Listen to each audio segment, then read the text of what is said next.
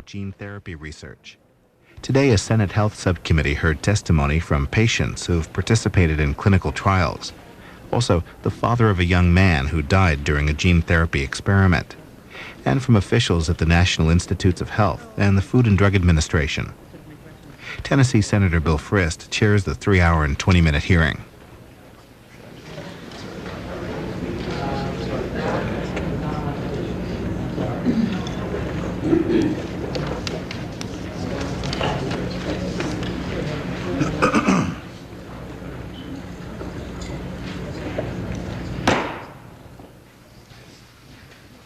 Good morning and welcome to everyone on today's hearing on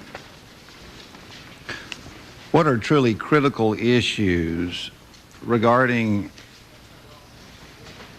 the subject of patient safety in gene therapy clinical trials. The events of the past few months involving gene therapy research have given all of us, our government, and our society reason to pause and have prompted the subcommittee today to undertake and initiate a thorough review of this revolutionary, truly revolutionary research field and the systems which surround it. Today's hearing is a very important one. We'll be talking about death, we'll be talking about life.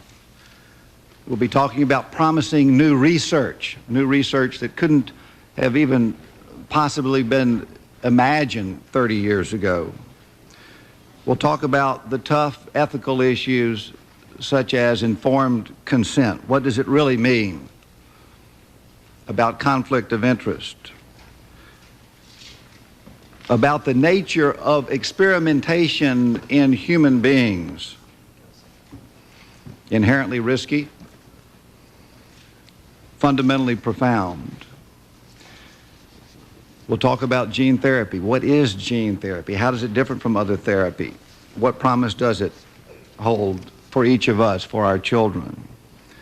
Gene therapy is an experimental procedure, one whose effectiveness has not yet been demonstrated, but it does offer real hope and real promise for those people who are suffering from genetic and non-genetic diseases. It holds great promise, but because it is experimental, there is an absolute necessity that we in government and in the private sector provide appropriate and vigilant oversight.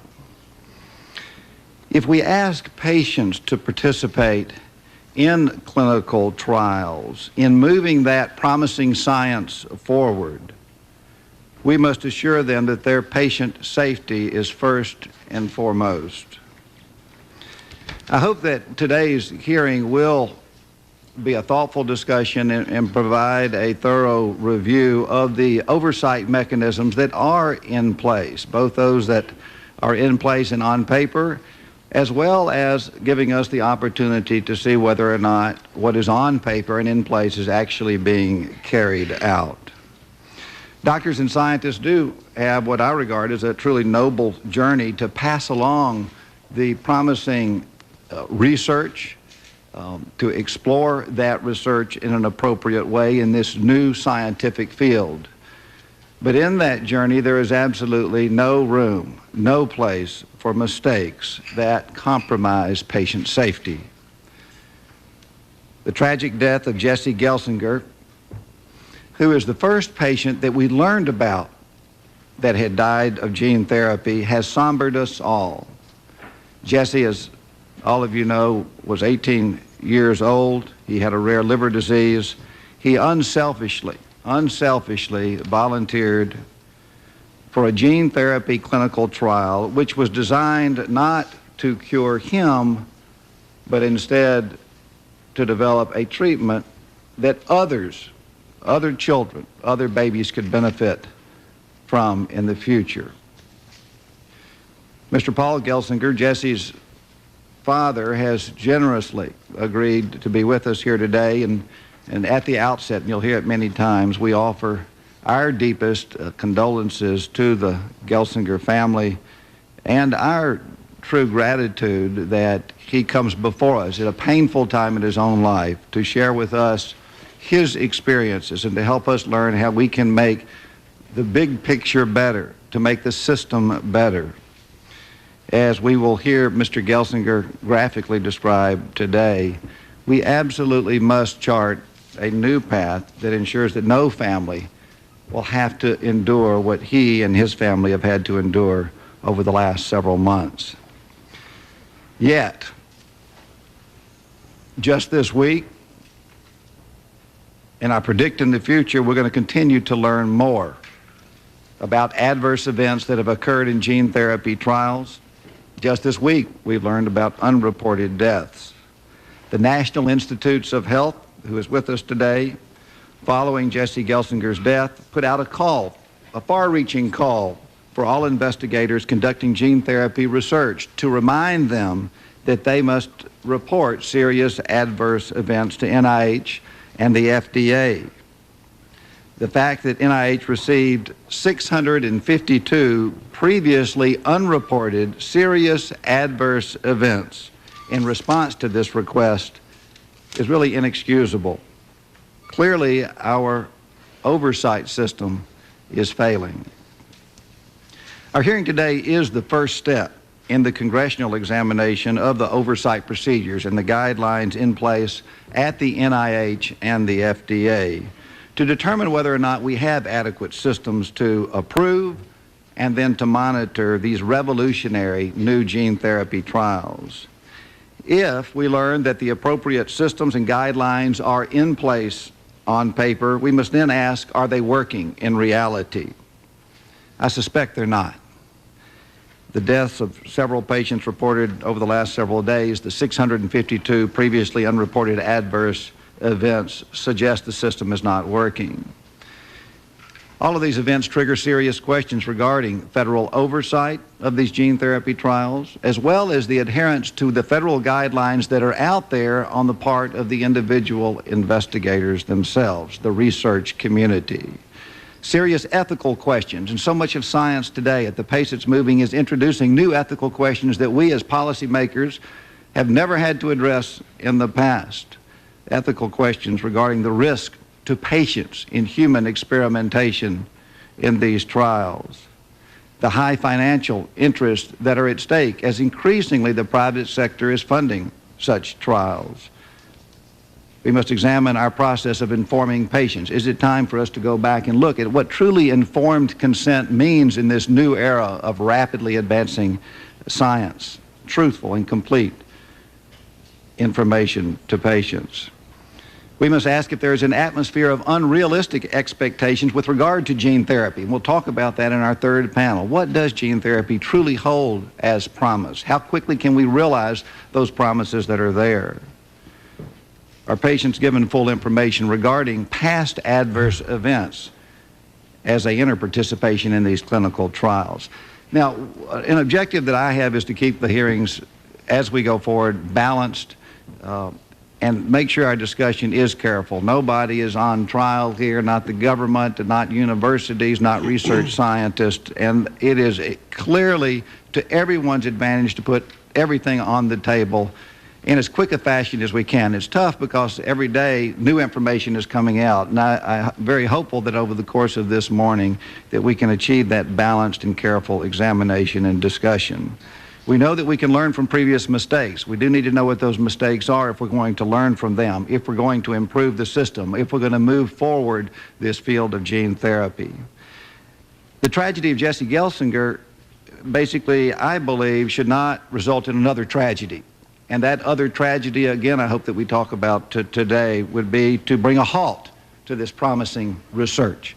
And that's not the objective. In fact, I feel strongly that we need to develop a system where we allow this promising research to continue and to flourish. It does have the potential, I believe, of treating cancer and AIDS and cystic fibrosis and non-genetic diseases and genetic diseases alike. Yet throughout, we must remain steadfast in our commitment to ensure that patients are safe, that there are adequate human protections, and that the research is meaningful and substantial. With that as an overview, let me, before turning to Senator Kennedy, let me just tell people how I'd like the hearings to go forward. We will have opening statements. We will have brief opening remarks from our witnesses, and we'll have 3 panels today. Each of the witnesses are asked to keep their remarks to around 5 to 6 minutes in length so that we really can carry on a discussion as we go forward. Following the presentation, each of the members will be allowed to ask questions. The hearing record will remain open for individuals who would like to submit no more than 10 double-spaced pages of written testimony until February 9th. At that time, the hearing record will be closed. Senator Kennedy. Thank you, Senator Frist, and thank you very much for having these hearings. As you have mentioned, the issue is of critical importance to the nation. No other medical technology offers greater potential to provide needed cures for so many diseases. And at the same time, no other medical technology has illustrated more clearly the need to protect patient safety and to provide the opportunity for informed consent. The tragic death of Jesse Gelsinger reminds us of the hope felt by those who look to gene therapy for a cure of their illnesses and the need for constant watchfulness in protecting the safety of patients involved in medical research. In many ways, Jesse Gelsinger was a typical teenager, loved motorcycles and professional wrestling, spent time with friends and worked at the local grocery store. Yet in one respect, he was very different from all his friends, not because he had a rare genetic disorder, but because he had the courage to put himself at risk to test what he deeply believed to be the best hope of a cure for those with genetic disorders. And tragically, Jesse's courage led to his death. We must do all we can to see that his sacrifice was not in vain. His hope was that someday gene therapy will provide cures for tens of thousands of babies born with genetic disorders every year, and for the millions more affected by cancer, heart disease, AIDS, and many other serious illnesses. The promise of gene therapy is shared by thousands of patients and is daily being brought closer to reality by talented researchers across the country. Today we'll hear about some of the ways in which gene researchers are making gene therapy safer and more effective than it's ever been before. Our challenge is to see that those who volunteer to participate in gene therapy trials are fully protected from unnecessary risks. Oversight of this field should be as comprehensive as possible. In particular, when tragic events do occur, they must be reported in a timely way to the appropriate oversight agencies. We must also see that those who volunteer to serve as research subjects are fully informed of the possible risks of the treatment they are about to receive so that the consent they give is well informed. Look forward to the testimony of our witnesses, to working with the members of the committee to assess the adequacy of the current rules governing this extraordinary area of medical research. And we are particularly indebted to Paul Gelsinger for being here today. We thank him for his own courage. It's never easy to talk about this kind of an extraordinary human tragedy. And we're very, very grateful to him for being willing to appear before the committee. Thank you, Mr. Thank you, Senator Kennedy. Senator Hutchinson. Thank you, Mr. Chairman. And I think Senator Frist, Senator Kennedy have outlined the issues very clearly and very well. I just want to say, Mr. Gelsinger, I was deeply moved as I read your testimony, and I look forward to hearing your testimony and your story. I noted in your written testimony that one of the leaders in the field called your son's death a pothole in the race to gene therapy. And then you observed that the concern should not be on getting to the finish line first, but on making sure no unnecessary risks are taken, no lives filled with potential and promise are lost forever.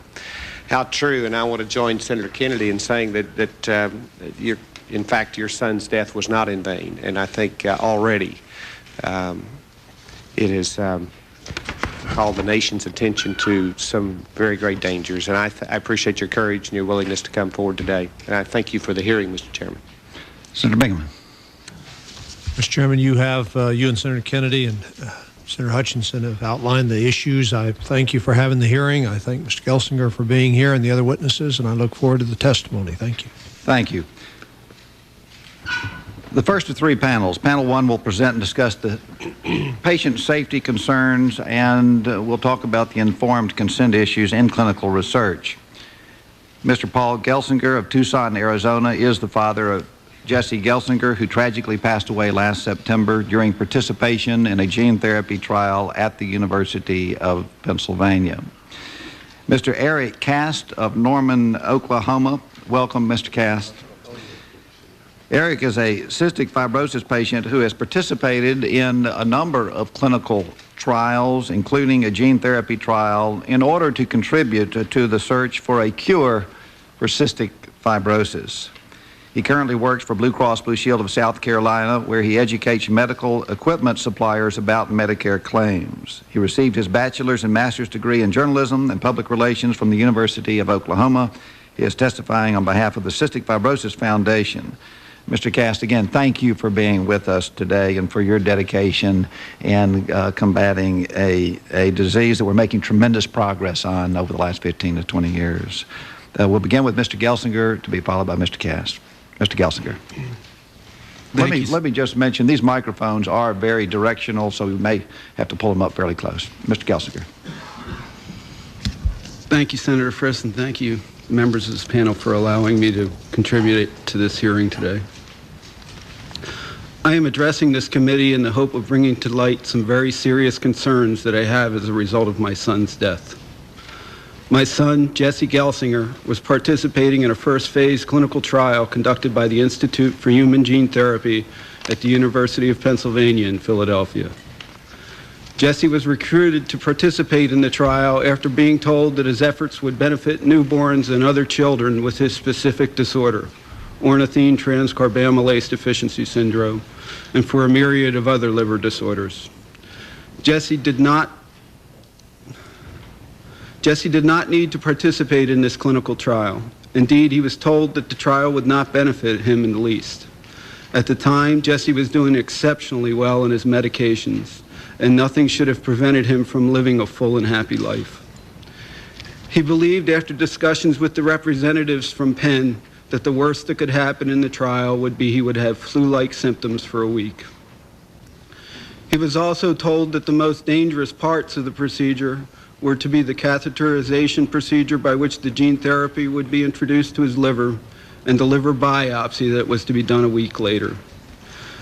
With the knowledge I had at that time, I was comfortable enough to send my son, just 18, on June 18, 1999, to Philadelphia alone on September 9th to participate in this clinical trial. I was scheduled to fly to Philadelphia on September 18th to be present for the liver biopsy and to bring Jesse home. Jesse put his personal life aside, took an unpaid leave of absence from his job, and accommodated everyone else's schedule to do what he did. He was excited to help. In addition, Jesse relied on my judgment in participating in this clinical trial, and I trusted this to be a well-controlled and purely ethical effort. Less than 24 hours after they injected Jesse with the vector in an amount only one other person had ever been given, Jesse's entire body began reacting adversely. He went into a coma before I could get to Philadelphia and see him, and died 2 days after my arrival, directly as a result of that gene therapy experiment. While his death has been a devastating blow to us, his example has sustained us through it all. As you can imagine, my family and I have many concerns over what happened to Jesse. Jesse and I were told in late July 1999 that a prior patient, the patient before him, had shown a clinical improvement of 50% in her ability to eliminate ammonia from her system following gene therapy. At the Recombinant DNA Advisory Committee meeting in December, I discovered that no efficacy was achieved at all in this patient. We were also unaware of the severity of liver injury incurred by several of the patients prior to Jesse. I learned after Jesse's death that Penn had removed from it the information they gave Jesse and me any reference to deaths of monkeys, which had previously appeared in their documents. At the RAC meeting in December, I also learned that at least one other monkey died in a related study using the same adenoviral vector used on Jesse. I learned that Penn neglected to follow its own and FDA protocols when it found that Jesse had ammonia levels above the permissible limits, a clear danger sign, and yet went forward with the procedure anyway. I learned that a pharmaceutical company had conducted experiments similar to the one Jesse was in and had obtained adverse results, which, if disclosed, would have fully informed Jesse and me of the real risks in this procedure. I had very close contact with the doctors involved until December 10th, 1999, immediately following the RAC meeting. Looking back, I can see that I was very naive to have been as trusting as I was. As serious as my concerns are with Penn's trial as Jesse's father, I have equally great concerns regarding the federal oversight of gene therapy as an American citizen. As a result of Jesse's death, many important issues regarding gene therapy have come to light. The number and lack of proper reporting of adverse events associated with gene therapy, the secretive nature of gene therapy research, and the motivations behind the race for results are what trouble me most. In my heart and soul search for the truth, I have learned that only 6% of nearly 700 adverse events were reported properly to the NIH, that some companies were reporting only to the FDA and labeling reports proprietary in direct conflict with NIH guidelines, and that the cooperative effort espoused by the NIH was virtually non-existent. I learned from a former RAC member and corroborated by another witness, and from the actual minutes of the June 1995 RAC meeting, that business interests had unduly influenced the FDA.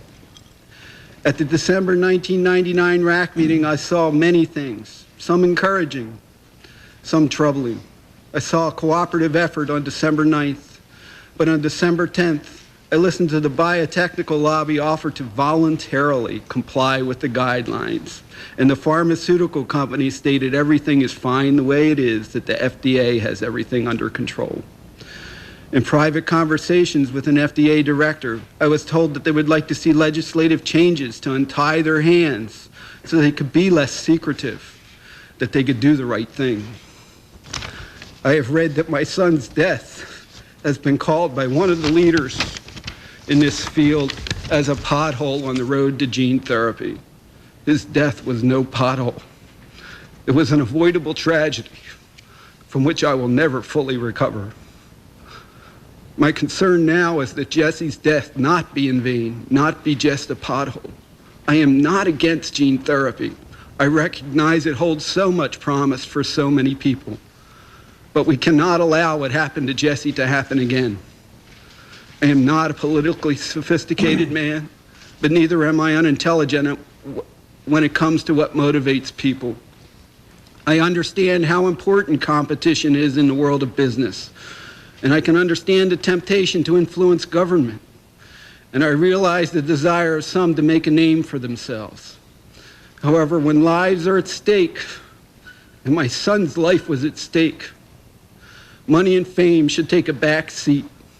The concern should not be on getting to the finish line first, but making sure no unnecessary risks are taken. No lives filled with potential and promise are lost forever. No more fathers lose their sons.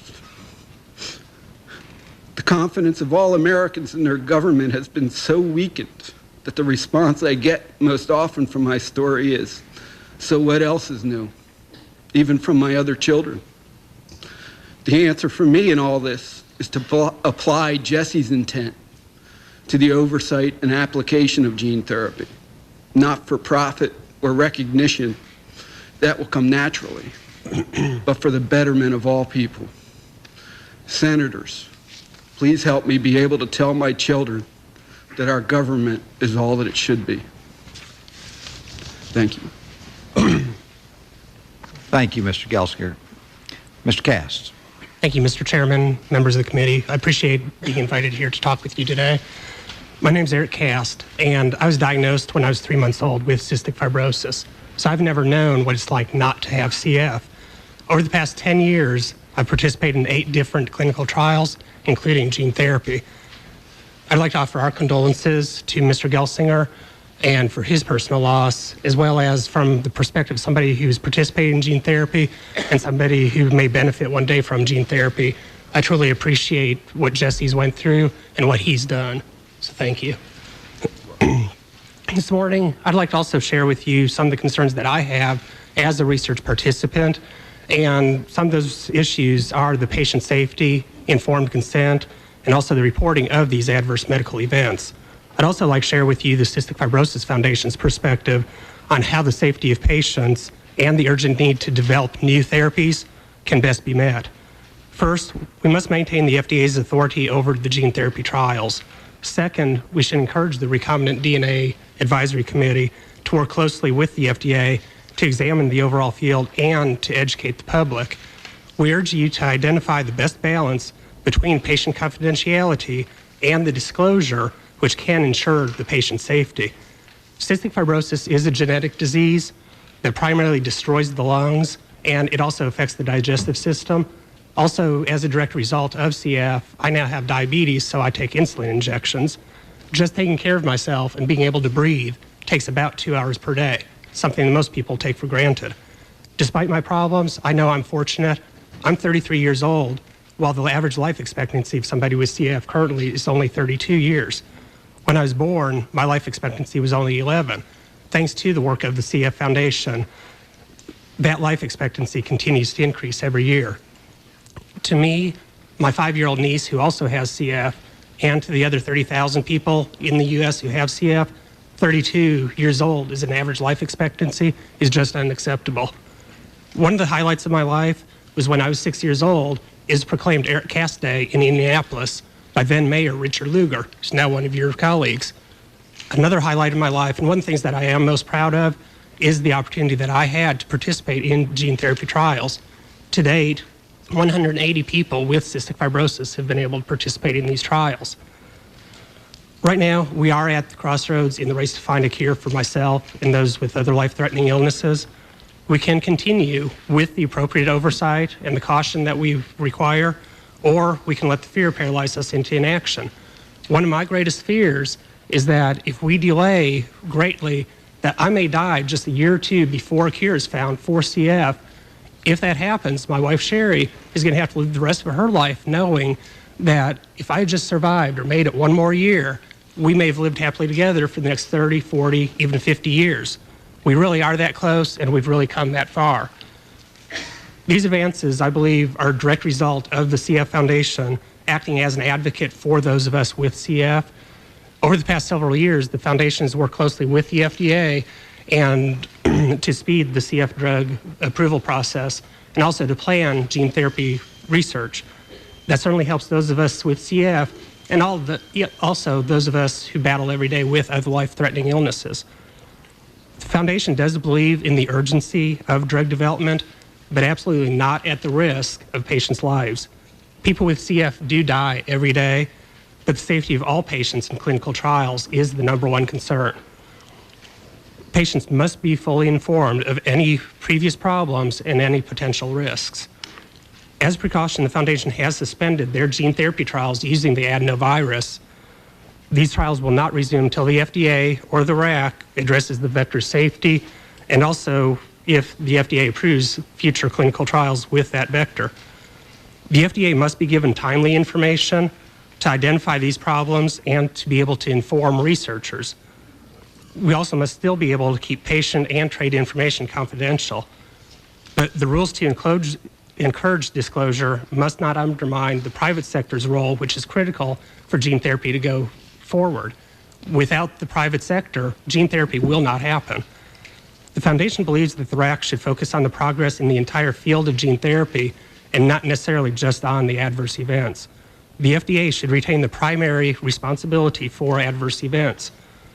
That agency, the FDA, has the scientific and the medical staff, such as pulmonologists or pulmonary physicians, to be able to determine whether any adverse events are directly related to gene therapy or if it's just the natural progression of the disease process. The FDA and the RAC could be notified simultaneously and then work together to discuss any adverse events. Both the FDA and the RAC would need to have similar and strict policies regarding patient confidentiality. Once the FDA and the RAC has studied these events, then at that time, information could be released to the public and to the media. With proper oversight by the FDA and reporting by an informed media, then we can progress with gene therapy studies. The issue still remains the process of informed consent. I'd like to read to you part of the informed consent that I signed prior to participating in gene therapy trials at Johns Hopkins University. We do not know what the risks are when people are given the altered AAV virus with the CFTR gene. The altered virus could spread to other parts of your body. The consequences of this are not known at this time. There's a very small chance that the altered virus could damage the DNA in the cells of your lungs or nose. If this happened, it could put you at risk for developing cancer in the future. You will receive no therapeutic benefit from this. Side effects in humans are not known. If you should die either during or after the study, we will ask your family for permission for an autopsy. That's a pretty clear and strong statement. I would hope you would agree. I had to rely on my knowledge as a patient in the previous studies that I participated with, but I also had to put an incredible amount of trust in those physicians and the scientists that I was dealing with, that they were confident in what they were doing, and they knew what the potential side effects were, and that they could do something about it if I were to be affected that way. In closing, gene therapy does provide one of the greatest hopes for my future. In this field, we must move forward, but with the appropriate caution and oversight. I battle every day with cystic fibrosis just to be able to breathe. The foundation, the scientists, the FDA, and doctors, and now you senators, are my team in this battle. All of us take calculated risks every day, whether it's getting in a car, driving, or simply coming to work. With gene therapy, I'm also willing to take calculated risks. My battle with CF is a race. Don't let me lose that race when the finish line might be just around the corner. With proper recommendations from this committee, you'll be giving me that opportunity to one day be able to say, now I know what it's like not to have cystic fibrosis. And that's going to be a great day. So thank you very much. Thank you, Mr. Cast. Thank you both. Mr. Cast, in your closing just comments, do you think that gene therapy, based on what you know and what the scientists have told you and what the Cystic Fibrosis Foundation believes, that gene therapy will be the answer to cystic fibrosis? I think eventually it will be, and it has taken a long time. I believe in 1988 is when they first discovered the gene to CF. At that time, my personal hope was in 5 to 7 years, we may have gene therapy available. Obviously, it has not gone as quickly as what I would hope, but at the same time, I don't think we need to risk patients' lives to speed the process up.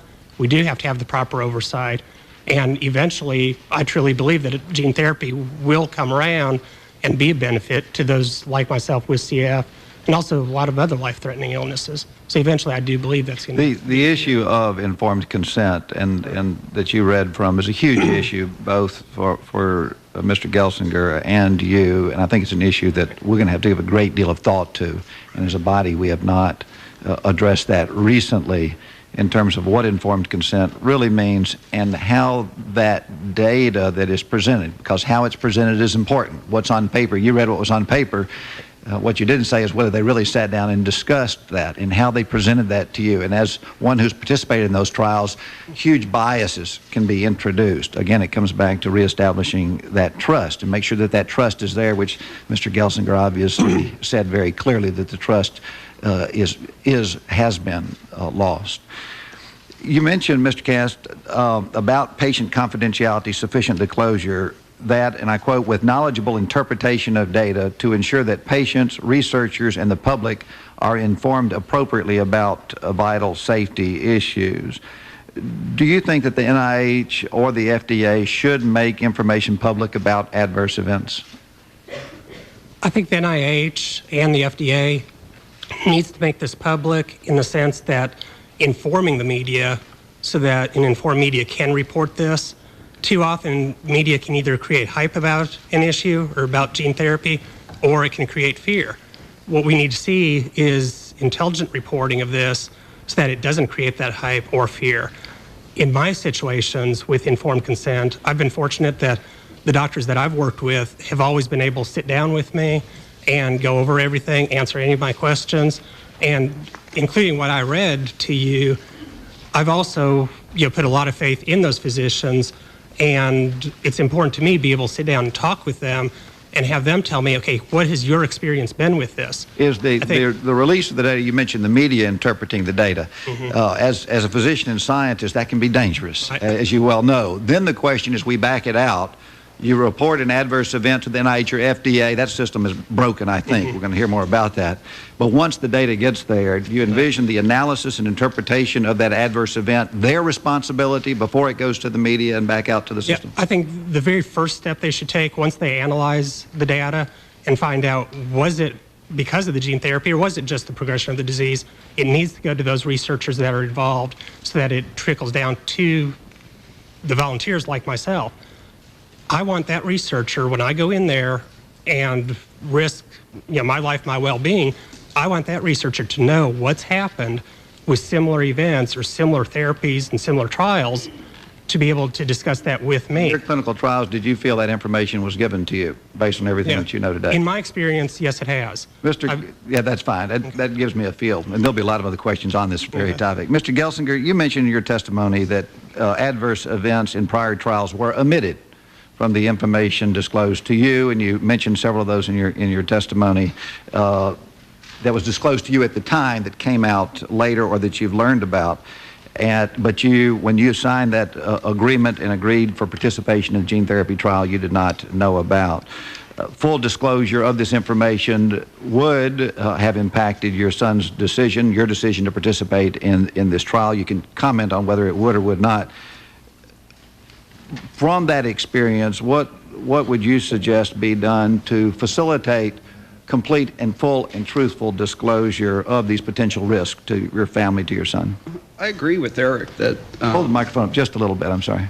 I agree with Eric that it's important for the FDA and the NIH to work together on this and come up with a consensus opinion as to whether an adverse event is directly related to the gene therapy before they release it to the press, because the press does hype it up.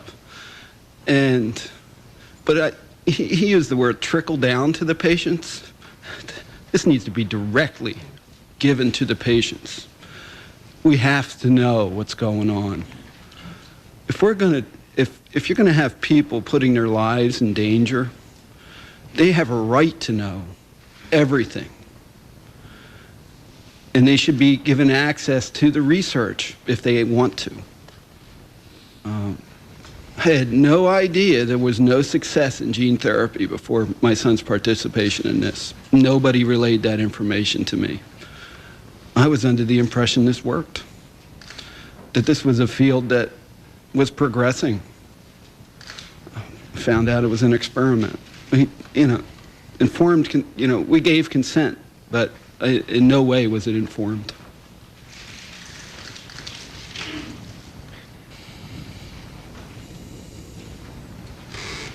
Mr. Gelsinger, you stated that you learned from a former member of RAC. RAC is the Recombinant DNA Advisory Committee. So when you hear the word RAC, it's a committee we'll be talking about more later, but for others.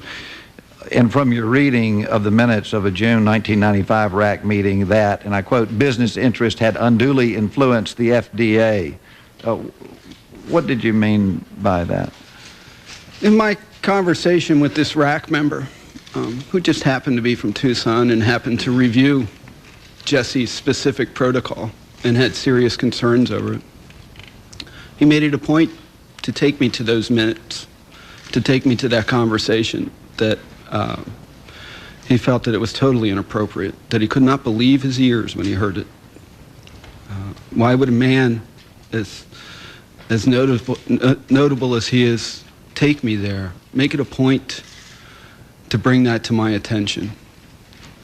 When I went to the minutes, it wasn't very clear what I learned in a private conversation with him. Apparently, it was a very intense moment at the RAC meeting, and the RAC members were incensed that the FDA was dropping its plans to create a database to track adverse events and share it with investigators. And everybody participating in gene therapy.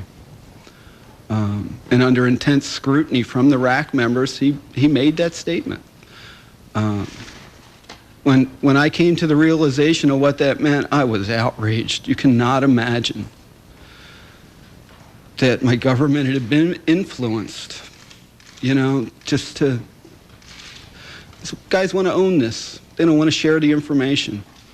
They'd rather have people going down the wrong path than cooperating and making this thing work faster.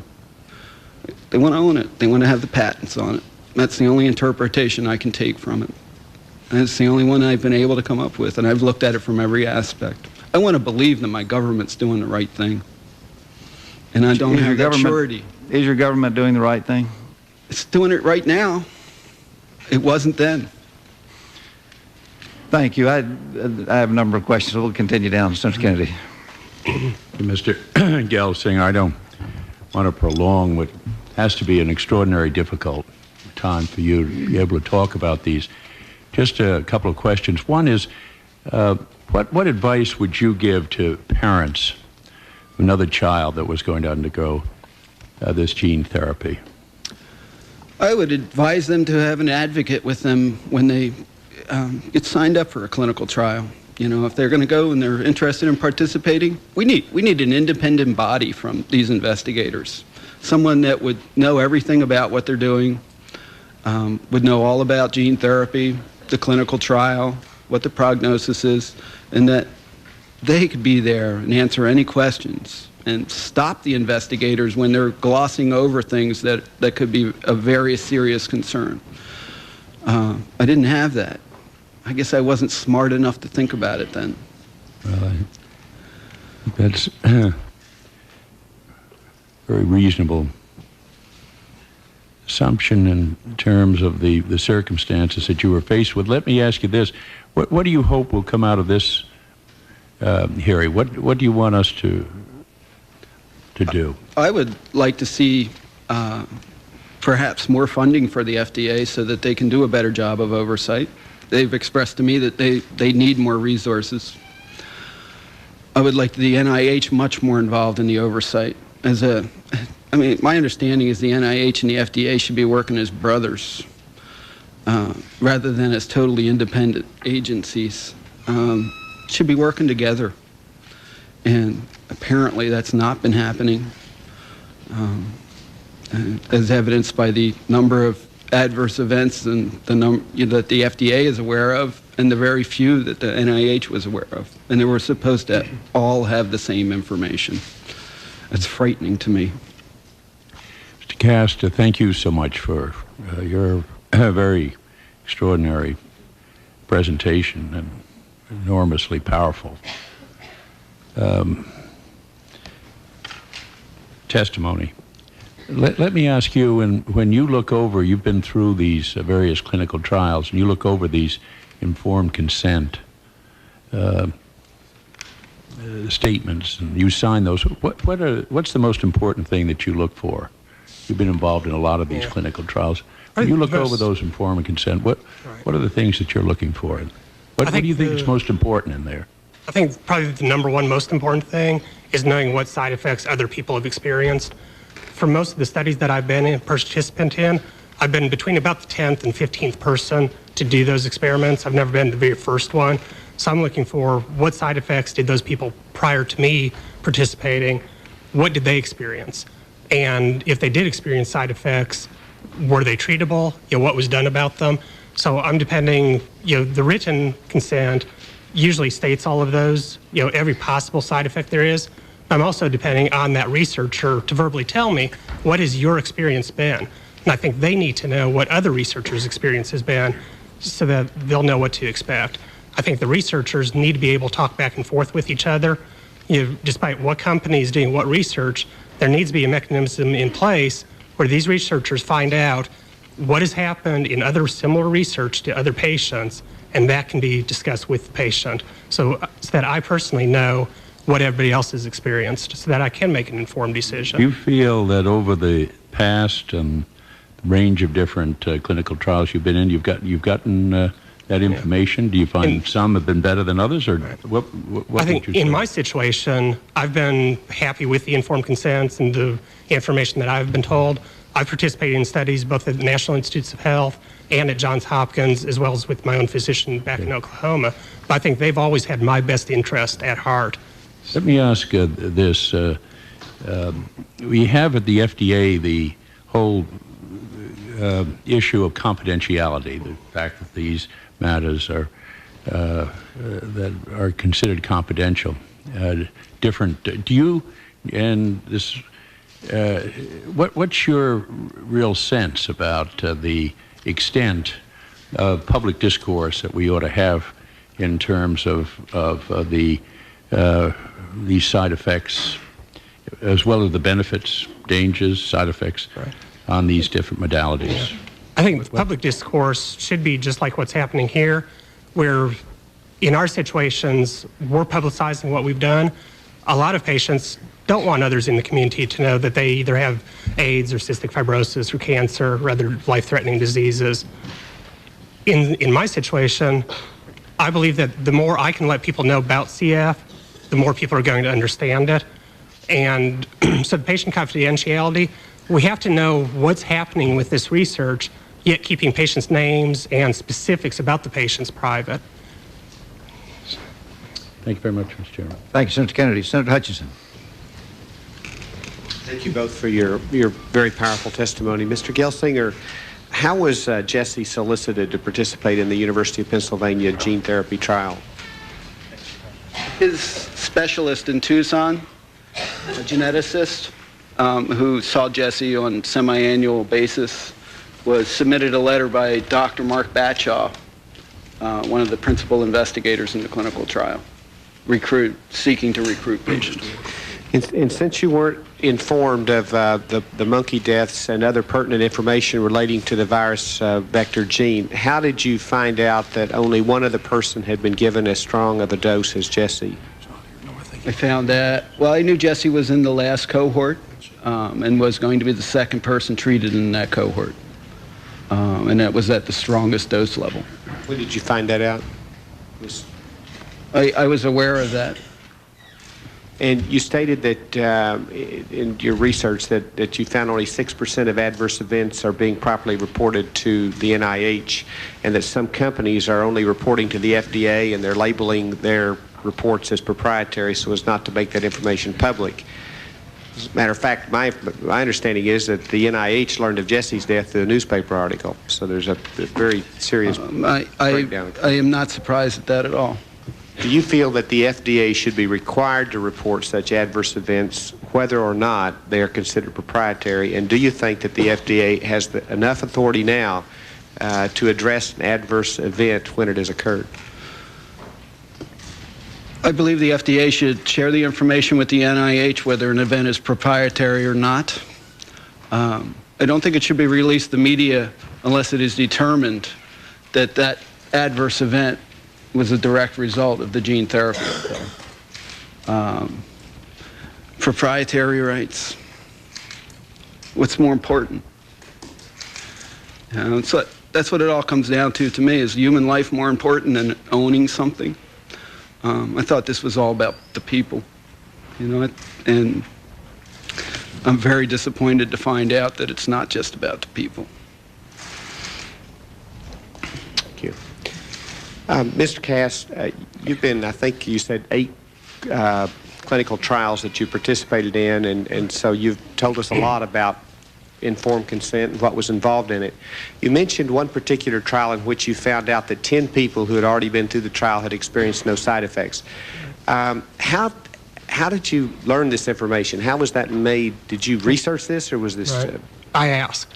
I think I've had enough experience in participating in these trials, and I've always been involved in CF research and fundraising, that I ask the researchers. I am concerned about it, and I had the previous experience. So, and I've always been, my experience has always been that if I ask the researchers, they have told me what they know. If I thought that they were misleading me or weren't answering me fully, I'd have real second doubts about participating. Okay. Do you have any concern that a public database in which information about adverse drug events, in which it was stripped of any personal identifiers, that would have any hindrance or hamper research? Right. I think that's something this committee needs to decide. From my own personal perspective, is the researchers need to know what these adverse events are. That needs to be told to the patients. Now, how that happens, I don't have the answers. Hopefully that's what this committee will work on. In your own personal experience, have you experienced any side effects or discovered any information that was not disclosed to you? Right. The only, what you could call side effects that I've had was a local study, which I did in Oklahoma, where I was taken off the antibiotic that I'd normally take every day to do an experiment with a new antibiotic. It was a similar antibiotic, but a different dosage, and it was a 6-month trial. And after about 3 months, I knew my health was deteriorating because of it. I didn't know whether I was on the real drug or on the placebo. At that point, I took myself out of the study, got back on the medication I'd been taking before, and I was okay again. So in that case, and in every case I've been in, the researchers have made it real clear that I was available at any time to leave that study, and that wouldn't be held against me. In this case, I did take myself out of that study and was still followed by that physician afterward. So this is a side effect that they evidently were not aware of that might occur, that you had not been? I don't think, to me, it really wasn't a side effect. I was on an antibiotic, which I take every day as an inhalation treatment. I was put on the same antibiotic, a different dosage, and a different formulation of that antibiotic. And at that point, whether it was the real thing or a placebo, my health deteriorated because I was not on the previous antibiotic. At that point, I could tell I was coughing more, I was more short of breath, I wasn't feeling just overall as good as I usually would. At that point, I took myself out of the study, got back on my medication, and I was okay. One of the things that you should realize is with cystic fibrosis, if I have a lung infection, it's a gradual deterioration over time. It's not like tomorrow I'll have a lung infection and by next week I'll be in the hospital. This is something that happens over a period of time, so I can tell if I'm not feeling good and I can do something about it. It's not something really acute, it's more a chronic illness. Thank you, Chairman. Thank you, Senator Dodd.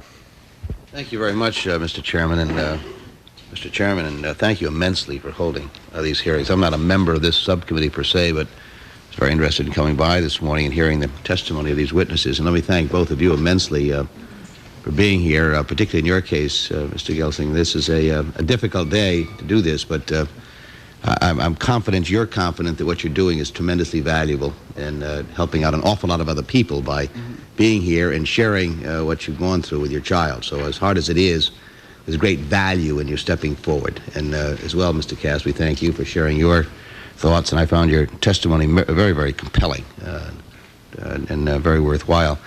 Let me just follow up on a couple of things, if I can. Mr. Gelsinger, I was intrigued about reading on the decision to have Jesse's decision to be a part of this clinical trial. Notes I have indicate that there was enough information around that this was not necessarily, this was going to affect potentially babies stricken with this disease, so that there was no, as I understand, you correct me if I'm wrong, but no potential benefit at all to Jesse directly as a result of participating in this trial. If that's the case, I'd be very interested in what motivated you and Jesse to decide to be a part of this trial, knowing that he could not be a beneficiary of whatever the results were. Am I correct in that, by the way? They indicated that there may be a transient benefit to him for perhaps 4 to 6 weeks, that his liver function, his OTC enzyme would increase, perhaps, had it worked, and that it would demonstrate exactly how well this therapy would work. Jesse was only 6% efficient in the OTC enzyme compared to everyone else at 100% efficiency. So the data that they would get, and this was indicated in my conversation with Mark Batchall. In that conversation, he told me that the data that they would get, actually I made the statement and he concurred it. I said to Mark, so with Jesse participating, you'll be able to see exactly how well this works. And he said, that's the hope, and it would be for the babies. With that knowledge, there was no way we were not going to participate in this clinical trial. I mean, this was for the benefit of other human beings. looked safe, was presented as safe, and it was going to benefit everybody. I encouraged my son to do this. He relied on my insight. We talked it over. He said, "Sure, Dad." He had trusted me. I trusted them. And I wasn't given all the information. And some of the information I was given was not true. And I feel like I was led, that we were locked in. I never even reconsidered once I had that knowledge. And that probably is the thing that hurts the most, is that we were misled, that this was not as ethical as it was presented. And that can't happen. The medical profession has to be totally honest and truthful. And it has to be presented without them having an interest in succeeding at any cost, any stake. These guys were close. They knew it. I know it. They were willing to take the risk. We just didn't know what that risk was. Mm. Do you fault the person you were dealing with directly, or was the doctor misinformed in your view? I don't know the answer to that. I personally feel that he may have been misinformed. Mm-hmm. Since he is not, Mark Batshaw is not directly, doesn't work for the University of Pennsylvania. Yeah. He's the head of the Children's Institute here in Washington, D.C. Mm-hmm. Well, your point earlier about... He's the expert on Jesse's disorder. I see. Well, I think your point about an advocate is something we see all the time in medicine. It always strikes me with the resistance that we see. As much as I admire the medical profession, you always get the sense in talking to people that there's this sort of sometimes unspoken, sometimes spoken resistance to the idea of bringing someone else in to do a lot of the tough questioning that parents or patients themselves are reluctant to bring up because of their fear that the doctor may not like them, or the researcher may not like them, may drop them, that it becomes a personal decision in some way, rather than having someone there with that cold eye who will go down that list of tough questions and ask them. So I applaud you for that recommendation. I think it's tremendously worthwhile. I wonder if you could also share with us, Mr. Cast sort of shared with us what other patients have shared with him since the word of Jesse's death obviously has gone out, and those involved in gene therapy are well aware of this, the community that's involved in this. And what of other patients that you've had a chance to talk to? What are their reactions? I asked Mr. Gelsinger this. I think you answered the question, but I wonder if you would share with us, Mr. Gelsinger. I heard what you said earlier, and I don't take any issue with anything you've said about the information withheld, adverse effects not shared. But what has been the effect in the community of other patients who are involved in gene therapy? How are they reacting to the information about Jesse's death? That's either one of you, yeah. I think it's always difficult to get patients to participate in these trials, partially because, as Mr. Gelsinger said, there is no direct benefit at that time. And I've always done these trials to help myself in the future, to help my niece who's 5 years old, and to help other people with CF. I've always known that there's no direct benefit to myself. And so I think in the community, what I mentioned earlier about informed reporting, when we get reports that may or may not be correct, I always get calls from parents in Oklahoma, because most of the people there know me and see me as a role model. And I'll get calls from parents asking me about the research. And I kind of try to have to sort through your call. I've been able to call researchers at Johns Hopkins and ask them about it when I see something in the media. And they've always been willing to talk to me about it. So I think people have looked to me as a resource. And I think any incorrect reporting by the media certainly hurts the chances of the gene therapy progressing because people are worried about getting involved in it. Yeah. In Mr. Gelsinger's case, in Jesse's case, if I had been told that one of the gene therapy studies that I was about to participate in, 2 monkeys had previously died, I'd say, I'm sorry, let somebody else do that research. I would not be willing to participate in something like that. Yeah. And so again, it comes back to the informed consent. If patients are worried about what's going to happen to them in these studies, you're not going to have any patients to participate. Has that been the reaction you've heard as well, Mr. Gelsinger, from other patients or families? I haven't been in communication with I received some emails from some people and a few phone calls of other participants, but mostly they were just expressing condolences. I have not been in direct communication with other patients who have participated. Okay. In Jesse's clinical trial, a lot of the people that participated were parents of children that had his disorder, mothers. And they've had kids die from this. And they were pretty desperate people. And they'd be willing to step out and, take that risk.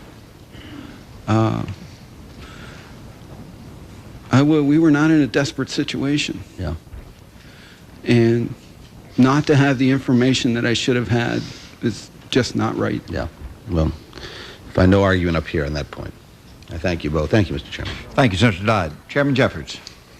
Thank you, Chairman Frist. I want to commend you for these hearings. This has been a very moving experience and from which we will learn much. I want to extend my most heartfelt sympathy for Mr. Gelsinger, for his heroic son.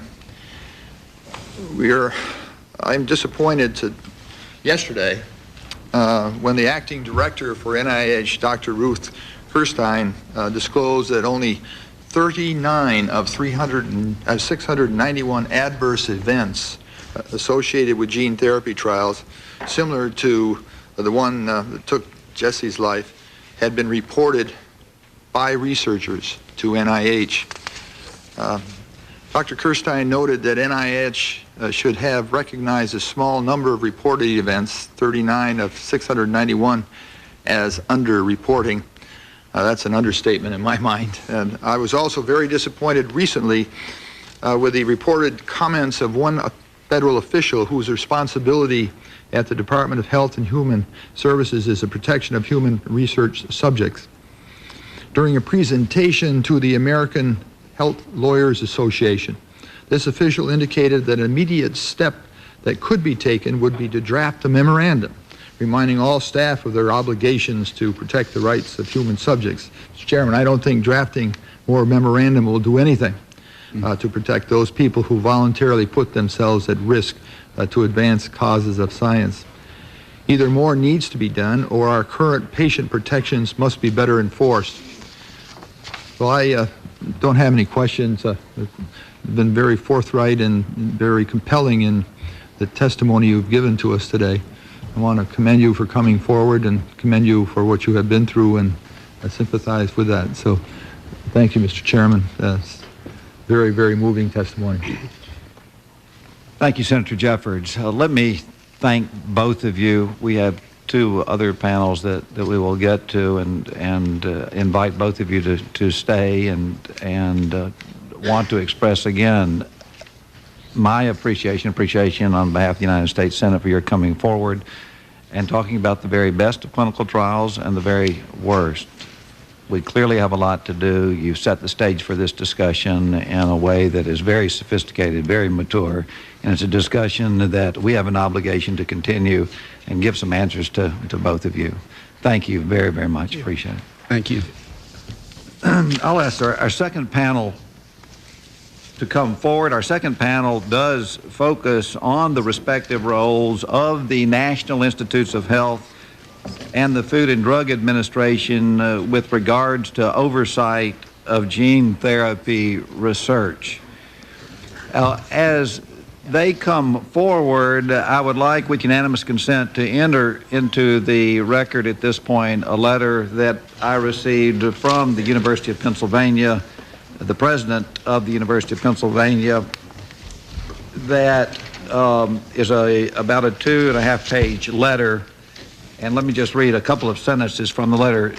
And again, this is from President Judith Rodin. In the body of the letter, it says, "First and foremost, I want you to know how seriously the university is approaching this matter." Down another paragraph later, "We have launched 2 independent reviews led by eminent scientists, and we have been and will continue to be strongly committed to cooperating fully with the FDA, NIH, Congress, and any other appropriate body as they review these issues."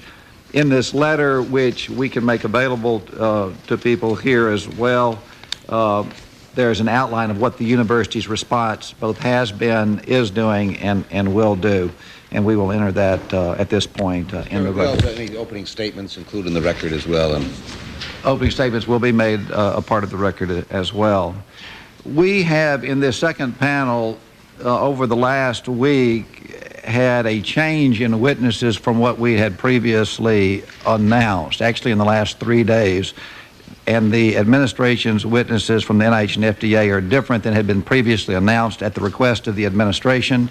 And for that reason, let me just ask each of you, let me ask several questions for the record so that we'll know who you are, who you report to, who you represent today. And I guess let's begin with Dr. Amy Patterson. Dr. Patterson, what is your official title? Yes, sir. I'm Director of the Office of Biotechnology Activities at the National Institutes of Health. And where is your office in the overall hierarchy of the National Institutes of Health? My office is located within the Office of the Director of the NIH. And then you report directly to? I report directly to Dr. Lana Skirball. Thank you for clarifying that for the record. Dr. Siegel, let me do the same with you. It's Dr. J.P. Siegel. And Dr. Siegel, your title? I'm Director of the Office of Therapeutics Research and Review in the FDA. This office is an office within the Center for Biologics Evaluation and Research, which is directed by Dr. Kathy Zun, who is my immediate supervisor. All review and regulatory activities regarding gene therapy are overseen in the Office of Therapeutics. So you report to Dr. Zun? Yes. And Dr. Zun reports to the Commissioner. To the Commissioner. Thank you both for clarifying that information, and appreciate both of you being here today. As you can tell, we have a number of questions, and I hope that our discussion today will help begin the answer to a lot of those questions as we go forward. Why don't we begin with Dr. Patterson, followed by Dr. Siegel. Thank you, Mr. Chairman and members of the subcommittee. As you've heard, I'm Amy Patterson, Director of the Office of Biotechnology Activities at NIH. And I'm honored for the opportunity to be here today to discuss NIH's role and activities related to the oversight of gene transfer research. And I wish to extend the agency's deep condolences to Mr. Gelsinger and his family. Mr. Chairman, I'd first like to say that NIH understands that our ability to support and conduct clinical research is predicated on trust. We have a profound compact with patients and their families to ensure that every measure humanly possible is taken to ensure that those trials are conducted in the safest and most ethical manner possible. We do this through a comprehensive system of federal laws, regulations, and guidelines that are designed to protect human subjects in clinical trials. Jesse's death is a harsh reminder that investigators must comply with these standards and principles for the safe and ethical conduct of clinical trials. As you've already said, gene therapy is a relatively recent and still experimental application of recombinant DNA technology. It's caught the public's attention, not only because of its promise, but also because of the deep ethical and societal implications that research which involves the basic unit of human life, DNA, holds. Gene therapy may be used to provide a copy of a normal gene, to directly alter or repair a mutated gene, or to regulate the expression of other genes. Clinical gene transfer research has grown exponentially since the first experiment was done back in 1989. To date, more than 4,000 patients have participated in clinical trials, and over 400 trials have been performed. The vast majority of these studies are designed to assess safety and toxicity. Only 1% of the trials have progressed to clinical efficacy studies. Because of this, we feel it's more accurate to call this area of research gene transfer rather than gene therapy. Gene transfer trials target a wide range of disease, including cancer, HIV infection, cystic fibrosis, as we've heard this morning, cardiovascular disease, arthritis, and hemophilia. NIH currently supports approximately 160 gene transfer trials in a wide array of disorders. NIH's unique role in the oversight of gene transfer research reflects the public's longstanding and special concerns about this area of research and NIH's leadership in scientific innovation. NIH's stewardship over this arena of research is accomplished primarily through three tools: the NIH guidelines involving research using recombinant DNA molecules, the Recombinant DNA Advisory Committee, otherwise known as the RAC, and public dissemination of data and information about clinical gene transfer trials. The NIH guidelines clearly set forth standards and principles for the conduct of human gene transfer trials. They also articulate the role of the RAC and the requirements for the submission of protocols and adverse event reports to NIH. The RAC has several critical roles in the oversight of this arena of research. It recommends changes in the NIH guidelines to reflect advances in the knowledge of the safety and science of this field. It conducts in-depth public review of all novel gene transfer protocols.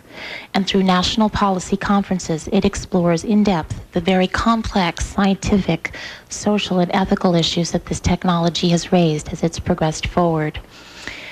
These conferences have yielded very important consensus recommendations that guide the field this day. The NIH guidelines clearly, unequivocally state that investigators must report all serious adverse events to NIH immediately.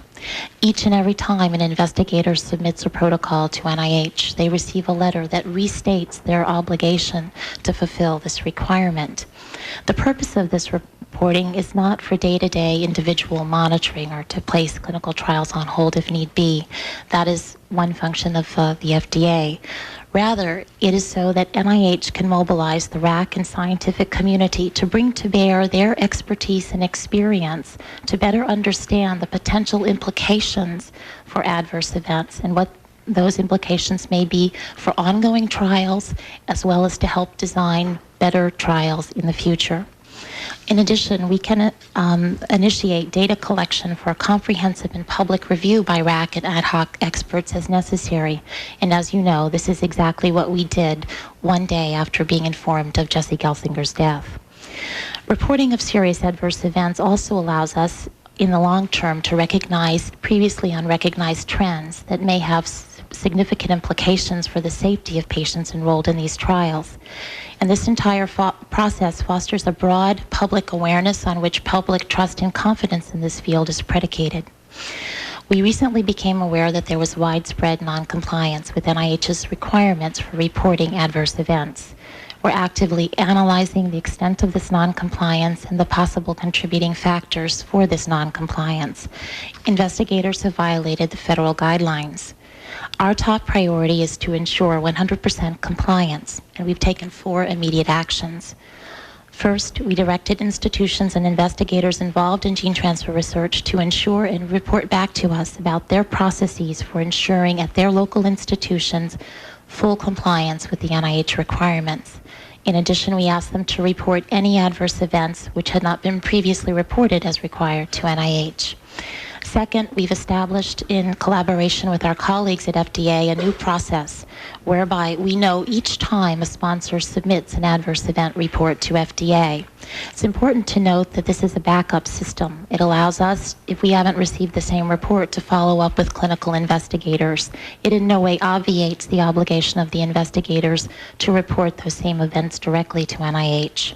Third, we're actively exploring additional ways to enhance our reporting requirements, and we're making sure that all pertinent information regarding the safe and ethical conduct of these trials is reported in a timely fashion to the RAC and to the scientific community and the public. This being done with full protection of patient confidentiality by the stripping of individually identifiable patient information.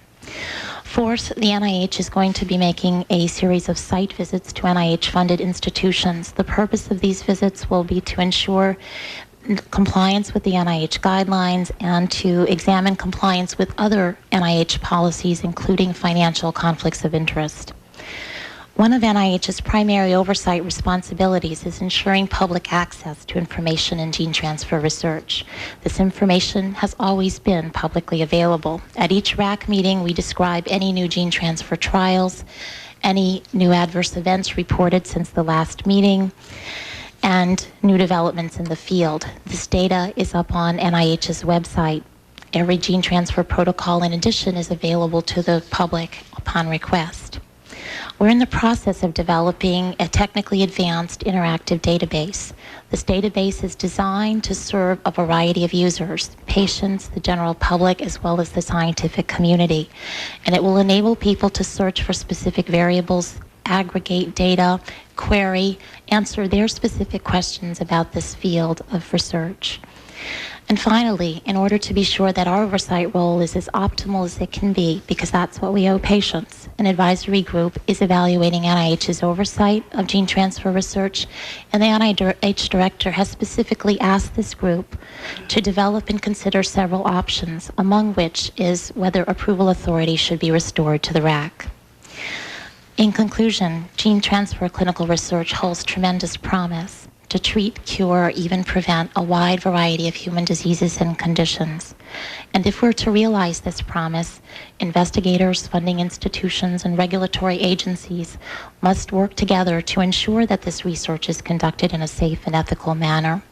If we're to improve the nation's health through research, we must all work, as this meeting here today is one important step forward in assuring, work in concert to protect the most important participant in clinical research endeavors. That's the patient. Mr. Chairman, members of the subcommittee, this concludes my statement. NIH appreciates this opportunity to participate in this critical hearing, and I'm pleased to answer any questions. Thank you, Dr. Patterson. Dr. Siegel. Thank you, and good morning, Mr. Chairman and members of the committee. I appreciate the opportunity to participate in this hearing concerning the safety and oversight of gene therapy. As I indicated, I'm Dr. Siegel, Director of the Office of Therapeutics Research and Review at the FDA. I would like to take a moment to extend my sincerest condolences to Mr. Gelsinger and to his family on the death of his son. Appropriate regulation in an area of rapidly evolving technologies and great potential benefit requires anticipating and minimizing poorly characterized risks and balancing them against potential but unproven benefits. To this complex task, the Office of Therapeutics scientists and physicians bring a unique combination of expertise in science, drug development, and regulation. Human gene therapies are regulated as biological therapies, and clinical research in the United States may only proceed under an authorized investigational new drug or IND application. Over the past 11 years, we have received nearly 300 such applications, 55 in fiscal year 1999 alone.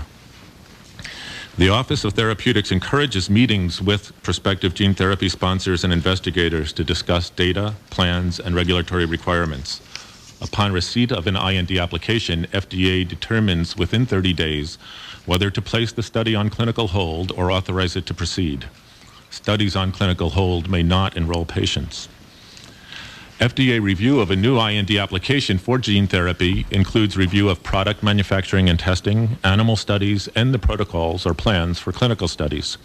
FDA can and frequently does require changes in any or all of these areas to reduce the risks to human subjects. Under FDA regulations, any adverse event that is associated with the use of the study drug and is both serious and unexpected must be reported as soon as possible, but no later than 15 calendar days after the sponsor receives the information, 7 if it is fatal or life-threatening. Additionally, any findings from tests in laboratory animals that suggest a significant risk for human subjects must be reported within the 15-day time frame. Adverse events information not requiring expedited reporting is summarized in annual reports. The information provided in the adverse event reports is reviewed by Office of Therapeutics in the context of other information regarding the product and related products.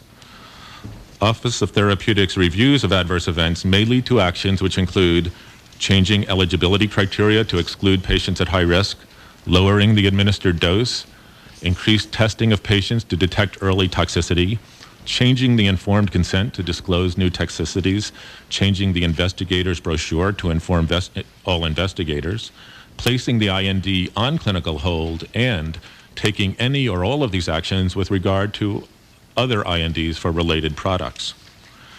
The committee has asked us to address the investigation into a gene therapy clinical trial at the University of Pennsylvania. In 1996, before authorizing the protocol for this trial to proceed, FDA required product changes, additional animal studies, and several modifications to the clinical protocol to reduce the risks to subjects. Following Jesse Gelsinger's tragic death, concerns were raised based on material submitted to the IND that the protocol had not been followed. On January 19, 2000, FDA investigators issued a notice of inspectional observations, an FDA Form 483, to Dr. James Wilson. The listed observations pertain to some of the following issues: documenting informed consent, implementing patient exclusion criteria, following stopping rules, the rules which ensure that the trial will be stopped if certain adverse events occur, reporting adverse events, initiating protocol changes, and submitting reports of animal deaths. FDA will further evaluate the inspection findings and the sponsor's response to determine what additional actions may be appropriate. On January 21, 1999, based on the concerns raised regarding the adequacy of the monitoring program to protect the safety of patients, FDA determined it would be prudent to place all other trials sponsored by Dr. James Wilson and the Institute for Human Gene Therapy on clinical hold until such concerns are adequately addressed. FDA has worked closely with NIH and the Recombinant DNA Advisory Committee regarding gene therapy clinical research for many years and continues to do so. Recently, we have taken several actions to assist the NIH in ensuring compliance of investigators with reporting requirements, including FDA issued a letter to all gene therapy clinical investigators and sponsors outlining and reminding them of the process for submission of materials to both the FDA and the NIH.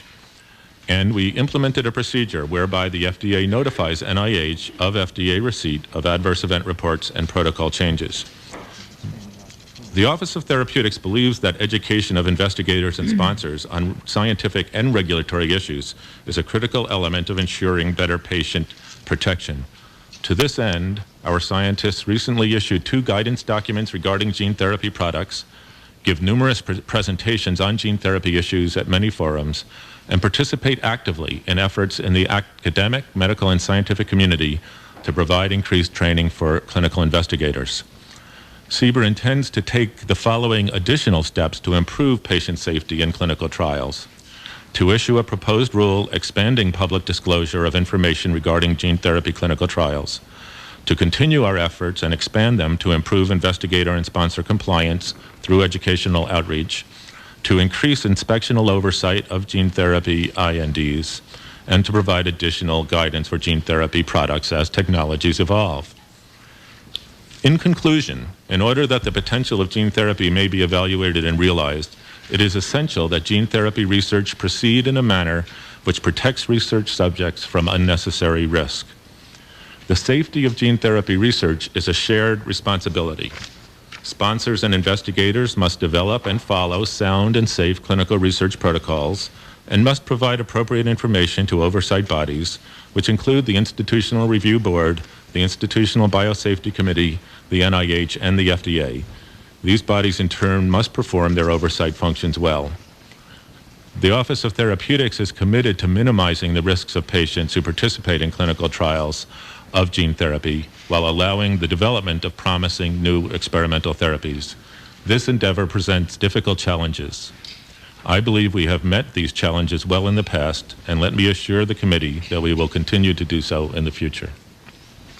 Thank you, Dr. Siegel, and thank you both. Again, this is a very important panel because the oversight is here. The breakdown is apparent from the first panel, and so there are a lot of things that we need to pull together over the next several minutes.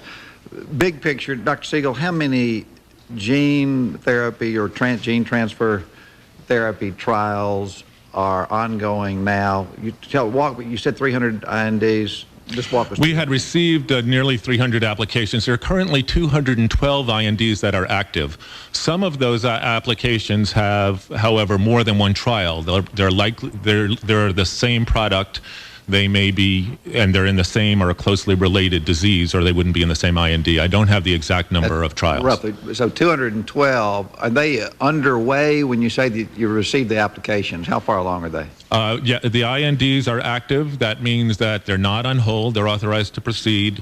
Many or most would be enrolling patients, not necessarily all. Some are paused for various reasons. Out of that 212, how many were there? How many applications are there that are on hold or for various reasons you've said no to?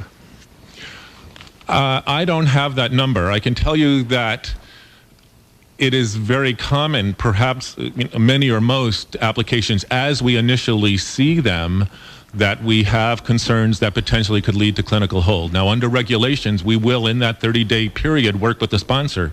We may say, if you lower the dose, if you exclude patients who have this type of kidney problem, we won't need to put you on hold and work that out. Sometimes it takes longer and they're placed on hold. But many of the protocols that go on hold, ultimately, as the data and the are generated with them.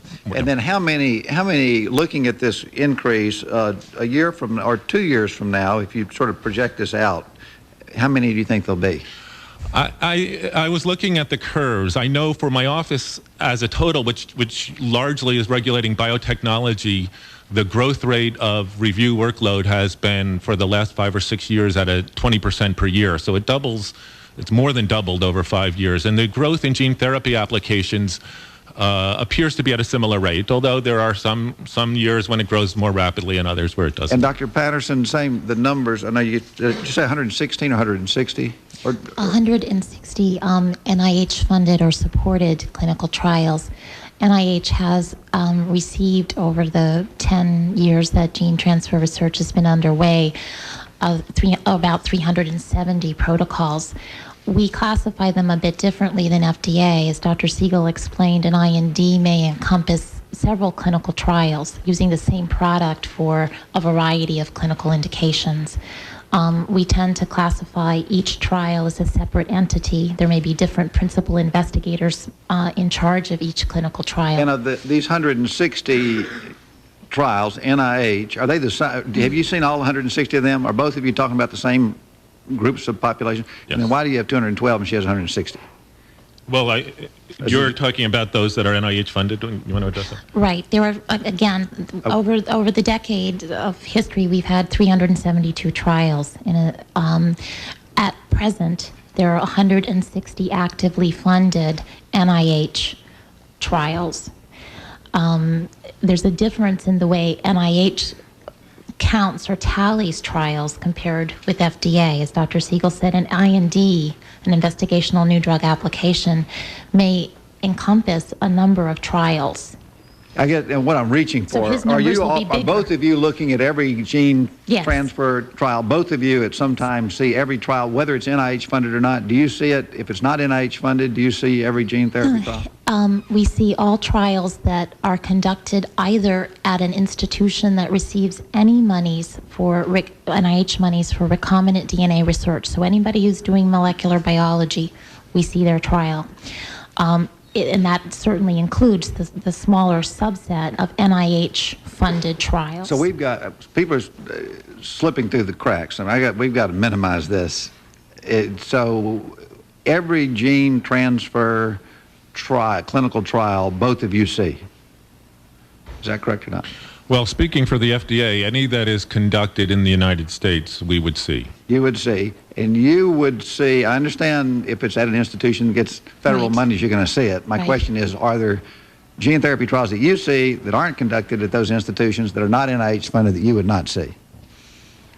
Well, I'd have to call on my colleagues at FDA to answer that question. I don't have awareness of that, but I cannot give a definitive answer. In the past, As we struggle to make sure that what you're doing and what you're doing, which are two different things, if both of them are important, we need to have that information. So if you could provide that at some point. I understand that you don't have that now. But again, it may strike at the heart of one of the problems that we have today. Let me go specifically to some of the questions. Dr. Siegel, the FDA in its notice of inspection observations, you mentioned it, the Form 483, which you cited 18 observations of initial findings against the researcher involved in the clinical trial that resulted in the death of Jesse Gelsinger. You said that the FDA had reviewed 20 amendments to the original protocol of that trial and had communicated by phone or fax with the researchers 50 times in the past 2 years. given the amount of contact that the FDA and the researchers had, it sounds like a lot, and put it in perspective for us, did these 18 observations, which are pretty dramatic, escape notice from the FDA for a long period of time before you put them on paper in this form? It sounds like you were making contact throughout, and then all of a sudden these 18 observations come forward. The researcher gets them at a fairly recent date. Where is the breakdown? The materials in those 18 observations were not materials that came to our attention as part of the communications you cited, which were communications regarding how to handle the protocol, how to deal with adverse events, how to proceed as the protocol moved on. Those observations, as I characterized and as you can see before you, deal with operations at the university regarding the trials, regarding meeting reporting requirements, regarding meeting following protocol, that were events that did not come to our attention until recent months. Would the FDA have done anything differently, looking back where we are today, given the information that was provided to you, or in terms of the oversight you should have given to the university? Would the FDA have done anything differently? Well, much of that information comes to attention only through inspection. Those are inspectional observations. Most or much of that information would not be possible to generate through our normal regulatory review process of written materials, as when we have the written materials, all we have to go on is what is said or written to us. And an inspection occurs when? Out of 200, 300, or 212 trials, how many inspections are The vast majority of FDA inspections are done at the time of application for product approval. It is at that point that we do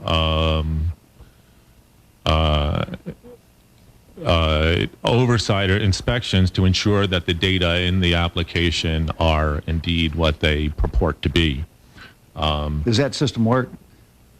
Well, I think that system works very well for the material that are in applications. I think that our inspectional program regarding experimental studies, in experimental studies, we do a very limited number of inspections, largely on a for-cause basis. I think we would like to be able to do more. So the FDA, based on what you said, would like to be able to do more inspections. The restriction on number of inspections that you do today is what? Well, it's a resource issue. Inspections are resource intensive. Inspections are prioritized. I think we will shift our priorities somewhat here, and it is our intent to move more resources into inspections at the investigational stage. But when a product comes to marketing and potentially is available to much larger numbers of Americans, that is, of course, a critical point in where the bulk of resources are and where we need to devote resources. How many people are involved in this aspect of your monitoring process? How many staff are assigned the direct responsibility of monitoring these trials?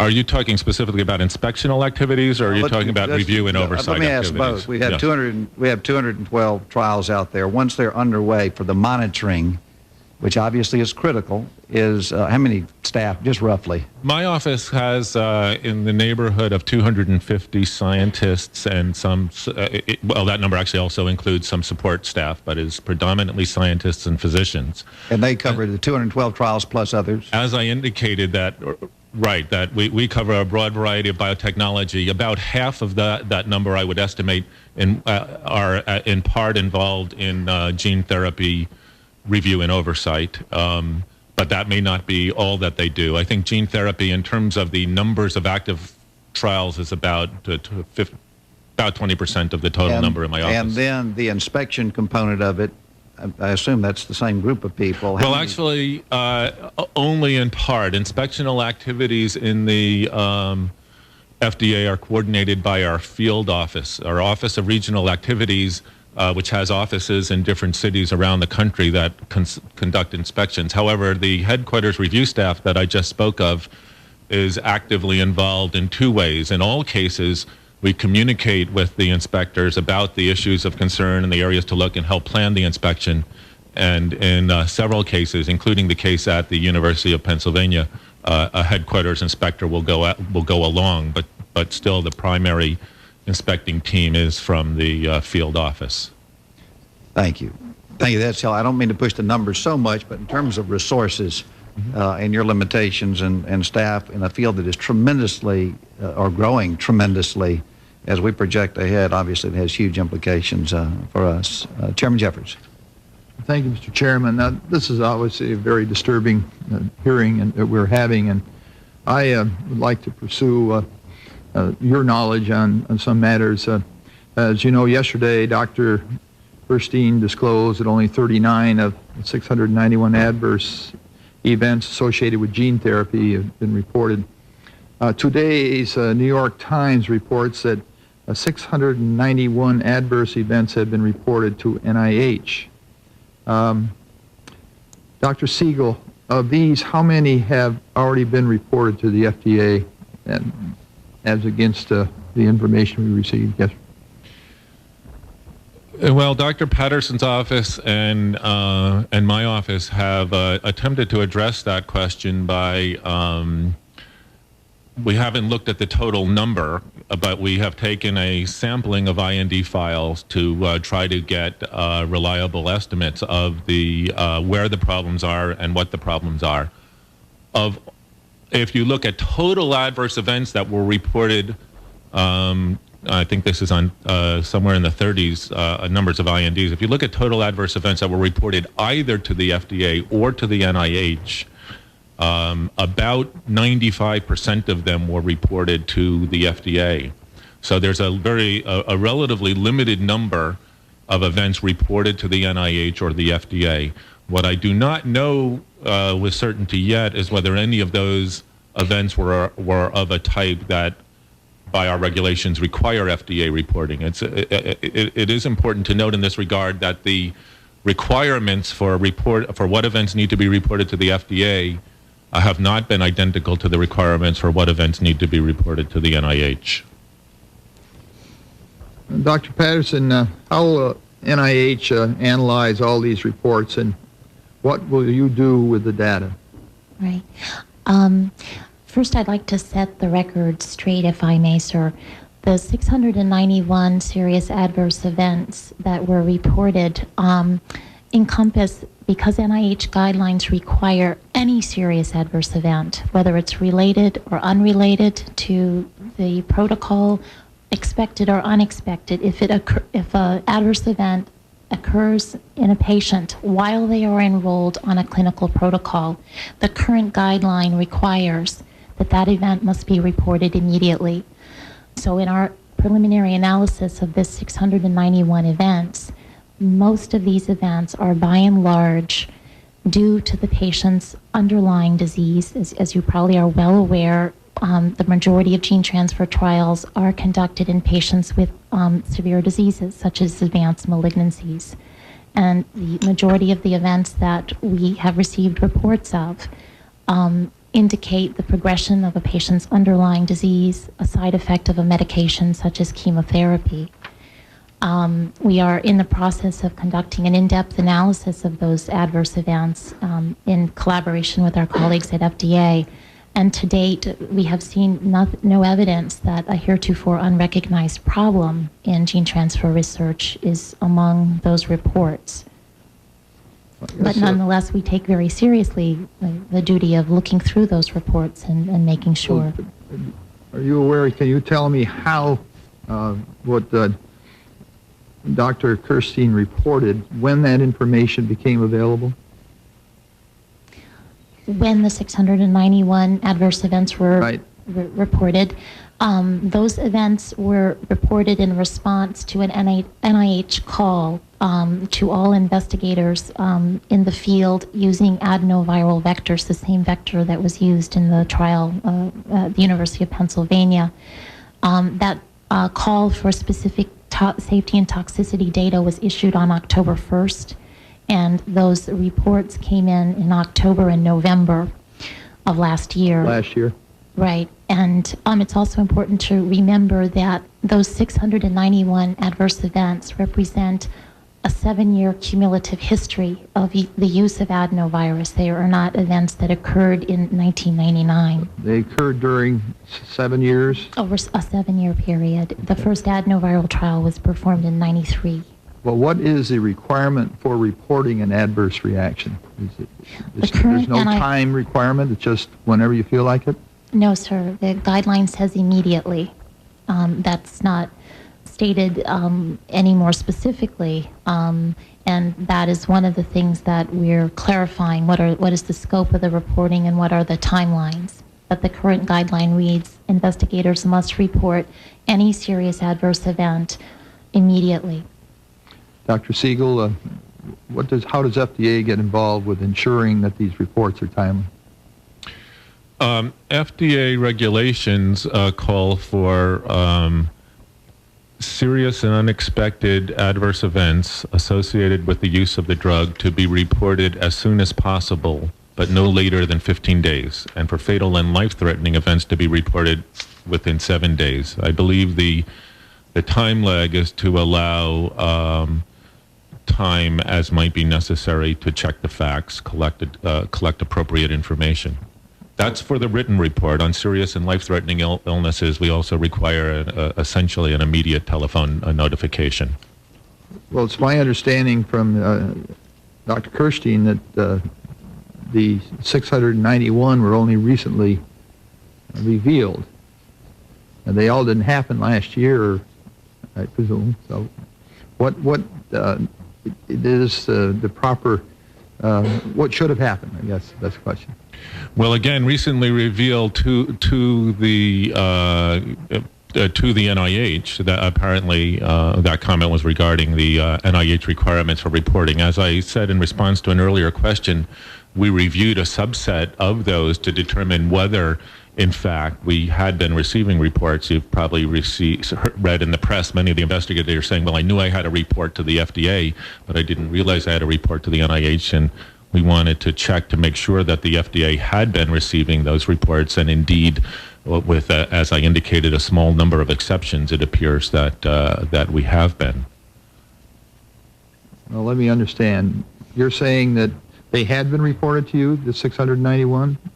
Yeah. Well, yes.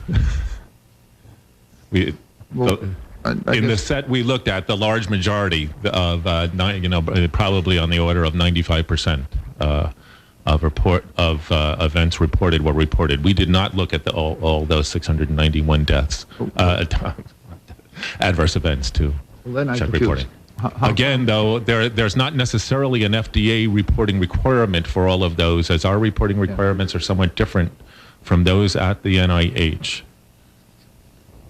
Well, she disclosed that only, I'm quoting, 39 of 691 were reported. I'm sorry, I'm confused. They all were reported, but nobody... There's two reporting mechanisms. You're asking about what was reported to the FDA. I'm responding to that. Okay. Dr. Kirkstein's comment is about what had been reported to the NIH and the RAC. Dr. Patterson, will you clarify that? Yes, sir. Again, the 691 adverse events are the whole universe of adverse events that happened in adenoviral trials. They are not, and that is a different requirement than the FDA requirement, which is unexpected, and related to, or possibly related to, the intervention for immediate or expedited reporting. The 39 events referred to in Dr. Kirstein's letter are those events that were reported to NIH immediately, in other words, in the time frame that we require. That's not to say that many of the other 652 adverse events we had seen previously many of them, but they were not reported in a timely fashion. So I would like to set the record straight that it is not that NIH didn't see the other 652 or a subset of them. It is that they were not reported in a timely fashion to the NIH. I'm concerned because, you know, we have the Bill of Rights that we're working on, and which is trying to expand the availability of clinical trials and people clamor for them, especially if it's the only hope they got.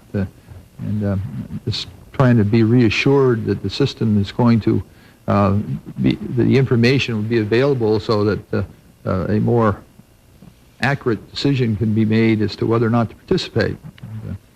Let me clarify my answer too. I stated that our reporting, we don't require the same events to be reported. I should clarify that the FDA requires all adverse events to be summarized in an annual report. I was the issue of whether they're serious and unexpected, and it had to do with the 15-day or 7-day reporting requirements I was speaking to. All right, well, thank you. We'll be pursuing this. Will you? Thank you, Mr. Chairman. Thank you. And I know all this concentration on numbers and reporting, I don't want to put too much emphasis or too little emphasis on it, but it does get down to trust, accountability, where the breakdown is, and again, it's there. We haven't talked very much about the research component, them not reporting things to you, and so I want to get to that. But let me just go through one more time in terms of the 200 and so trials. From the FDA standpoint, in gene transfer trials, how many people have died?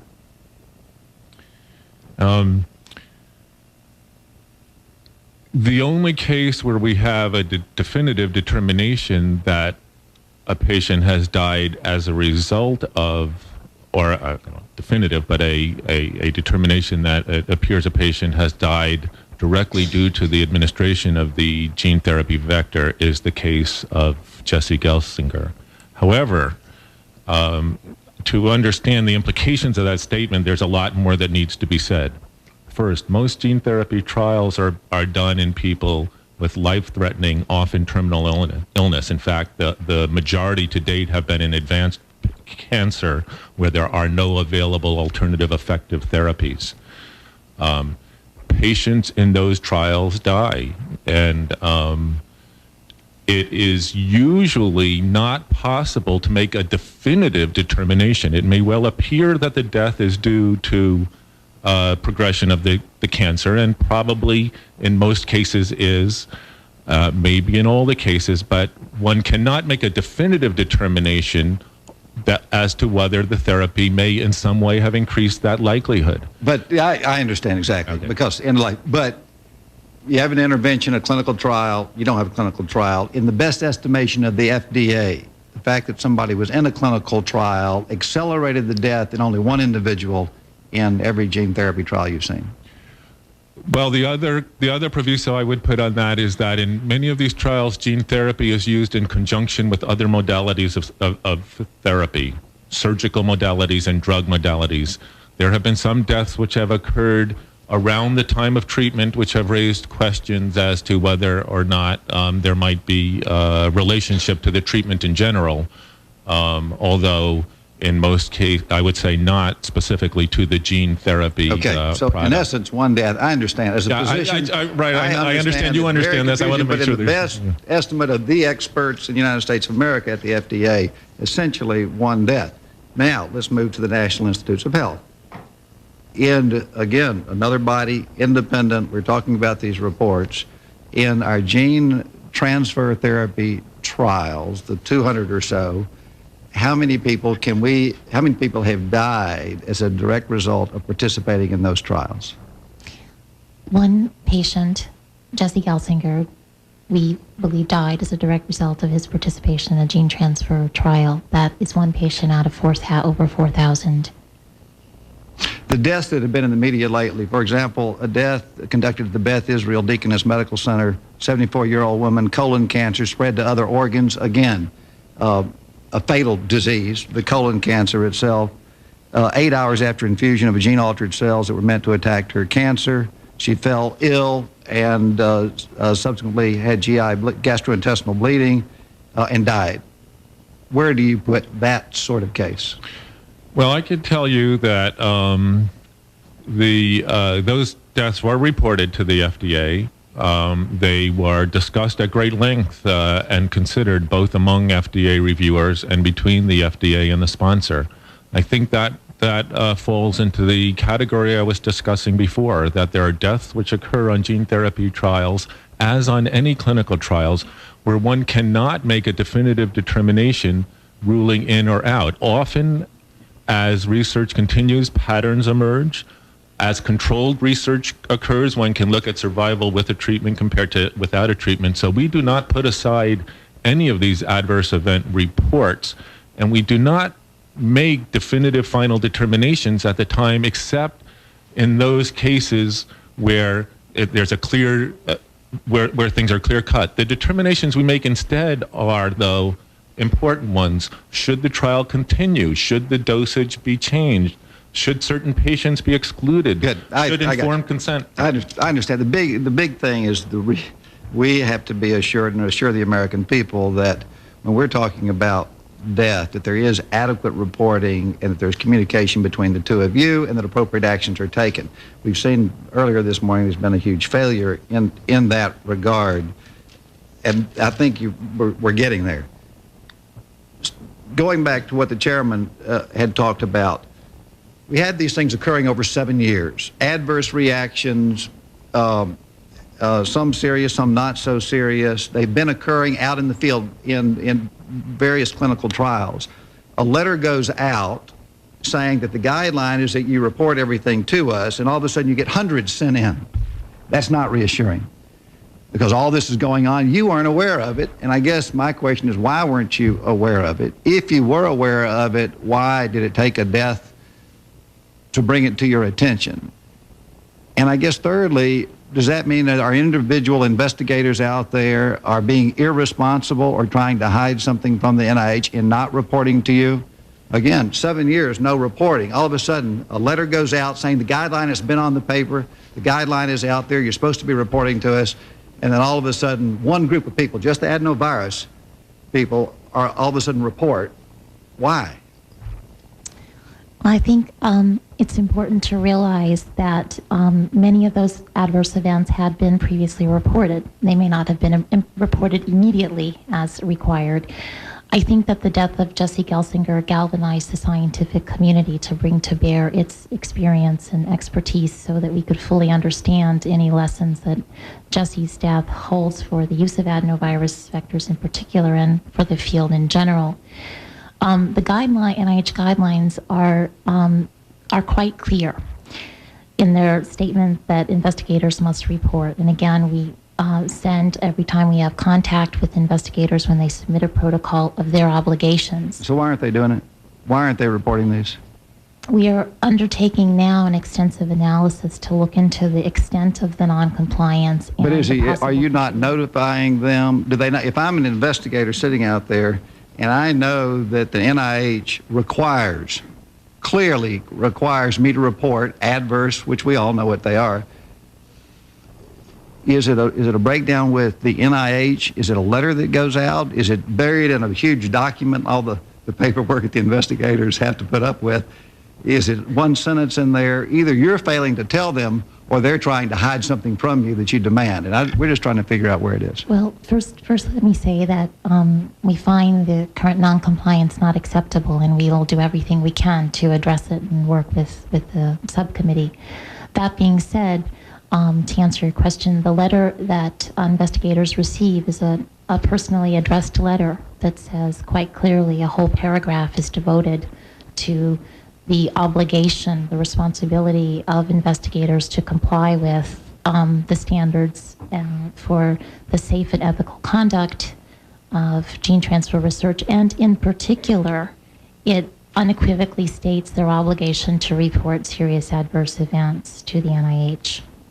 And again, we'll be looking very closely into the extent of noncompliance and taking every step to make sure that there is 100% compliance.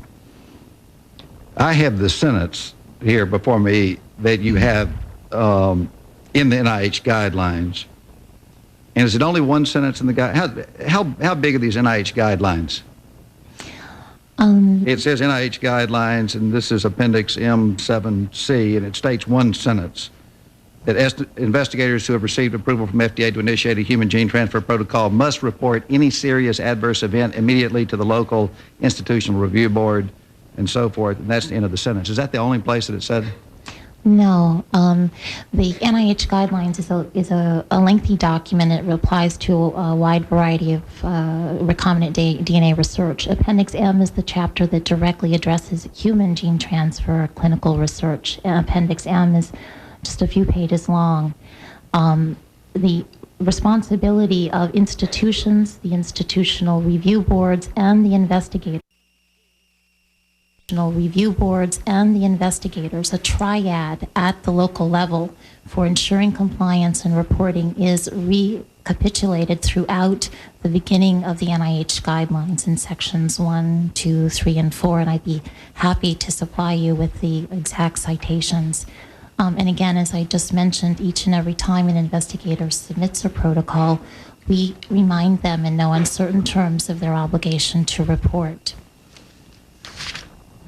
Okay, so the investigators, you're doing everything right. The investigators, the researchers out there are not complying, and you're basically saying that we have done our job in telling them what the requirements are, and so they're where the breakdown is. I think that investigators have violated the federal guidelines. That's not to say that we will redouble our efforts and take every additional measure. And if I go talk to these 200 investigators, everyone knows. Everyone, if I just call them on the phone right now, they each know that they need to report every adverse event to you, number one, and number two, they haven't been doing it. I should say they should know that. Now, again, just perspective, we had these 200 trials. How many trials involve adenovirus? About 50%, 80%? About 93. About what? 93. About half, say, roughly half. We had these 691 reports on these adenovirus, based on what you've told me. What about all these other 100 trials out there? Are we going to hear about their adverse events later? The other trials, and let me correct you, 93 of the 372 trials that NIH has, so adenovirus vectors account for about 25 to 30% of all current trials. All right. In 1999, NIH received approximately 100 reports of serious adverse events, approximately 70 of which were on other types of trials. The NIH has, in the RAC, has consistently looked at the serious adverse events reported and discussed them at RAC meetings and made this data available to the public. And carefully monitored what is going on with the other types of vectors that are used. Again, let me go back. We have 300 trials, about 25% adenovirus. Just in the last few months, we learned of over 600 adverse events that we didn't know anything about. What about the other 75% of trials we haven't heard anything about in gene therapy trials? We haven't heard about. Can we expect as a public or as a Congress to hear an unloading of a number of adverse events there that we haven't been notified about? Well, again, I think that we're taking every step we can. We've contacted directly all institutions conducting this research to ask them to report to us any heretofore unreported serious adverse events. But based on your past experience the last several months, they have not been reporting to you. You sent a letter out, 600 report all of a sudden, and now we have 75% more experiments. You've sent a letter out to them as well? Yes. But the letter that you sent out in October was just adenovirus. That's correct. In November. But you sent another letter out to the rest of the trials. Yes, sir. And have you heard from them? We have had a number of adverse events reported in response to that letter as well. Has that been reported to either in the media or to us in terms of the numbers there? I can tell you directly now. I said we got 100 reports in 1999. We received reports after the November letter of approximately 40 adverse events. And were there any deaths in that group? There were deaths that were reported that were attributed to the progression of underlying disease or concomitant medications. There were none that were attributed directly to the gene transfer. Okay, again, this reporting just goes right at the heart of the trust from the physician, investigator, to the patients, to the researchers. We've just got to lock this down. Let me switch real quickly. Dr. Patterson, RAC, Recombinant DNA Advisory Committee, is to conduct public review and discussions of the scientific and the safety and the ethical issues in human gene transfer research, as you said, particularly in the field of novel gene transfer studies. This role has changed over the years. Most people aren't aware of it, I think, across the country, but has changed in recent years as the RAC's approval authority for gene therapy trials was removed by a decision made at the NIH in 1996. Very important, I think, for us to address. Does the NIH believe that the removal of this authority, this approval authority at the NIH, does the NIH believe that this removal led the research community to believe that in some reason they don't need to report these adverse effects as they had in the past? Well, this is a question that we've been asking ourselves, and while we do, as we've been discussing at length here this morning, believe that the guidelines and our letters sent to investigators are quite clear, it's obvious that there has been widespread noncompliance with the NIH guidelines reporting requirements, and that's unacceptable. The NIH director has formed a special advisory group that is looking at the role of NIH oversight in this field of research and has specifically asked this group to address the very question that you've asked, sir. What options need to be considered, including a possible return to RAC's approval authority? With the removal of that authority in 1996 for RAC to approve these gene transfer trials, was there a documented decrease in the amount of reporting of adverse reactions? You know, and I know it's a tough question, but we came in here, had a radical change in policy in 1996, which removed approval authority. We have a huge problem with reporting of adverse reactions now. Was it a problem before when they had that authority? Right. And again, we've asked ourselves this same question. Let me also, just for the record, RAC relinquished approval authority on October 31st, 1997. But we're in collaboration with FDA conducting a comparative analysis of the numbers of adverse events reported to NIH and FDA, as Dr. Siegel's already mentioned. And that analysis is focusing both on the time period prior to the relinquishment of RAC approval and to the period after RAC approval was relinquished, so that we can try to get at the question you've just asked. The preliminary analysis that we've done of 34 INDs does not indicate a change, a dramatic change, but I think that their sampling errors, which protocols you pick, has a lot to bear on that question, and I think the analysis... I think it is worth looking at from an investigator standpoint. When you have government up there asking you for things, saying it's important, we control your approval, and then all of a sudden they say, we're not in that business anymore. Maybe the investigator says, well, you know, we don't need to report these things. They're not in the approval. And so I think it is worth looking at, and I understand that you are addressing it. We encourage you to do so. Mr. Chairman. Dr. Siegel, I'll give Dr. Patterson a rest here. You listed enhancing regulatory research as one of the FDA steps to ensure greater patient safety. Could you elaborate on that point? What are you going to do? Yeah, I think there's two different ways in which our regulatory research has been critical in the regulation of gene therapy. One is that we have research programs that specifically look at the safety of gene therapy vectors or the adequacy of different new experimental methodologies to test for problems in a vector preparation, for example. the science in this field is moving along, as you know, extremely rapidly, and new approaches are developing practically on a daily basis, and they each raise new questions. Often, by the time you can validate certain types of testing or certain types of vectors, there's something better to do. But the research also plays another critical role in this picture, which is that because of the way that this technology moves, it's critically important that the FDA have scientists who are at the forefront of their field, who are at the state of the art, who understand what is being done, who can recognize problems, deficiencies, better ways to do it, and so forth. And I think our research program, in addition to addressing safety issues, also plays an important role in the recruitment and retention of qualified and leading scientists in this area. You listed increasing oversight of gene therapy, INDs, as one of the FDA's steps to ensure greater patient safety.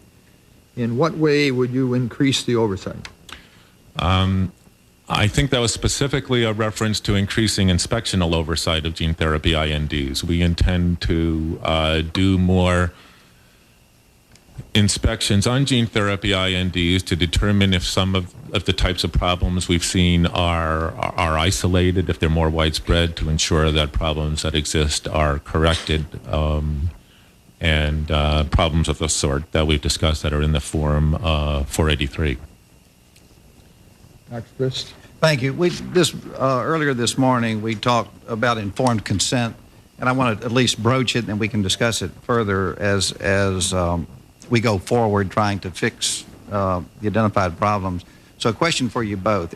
We have to look at informed consent, we have to look at confidentiality, we have to look at safety, three issues that really strike at the heart, I believe, of that informed consent process where, and again, for my colleagues, the informed consent process is really where you lay out to the patient, to the protocol, the risk, the inherent advantages, the state of the art, promise for the future.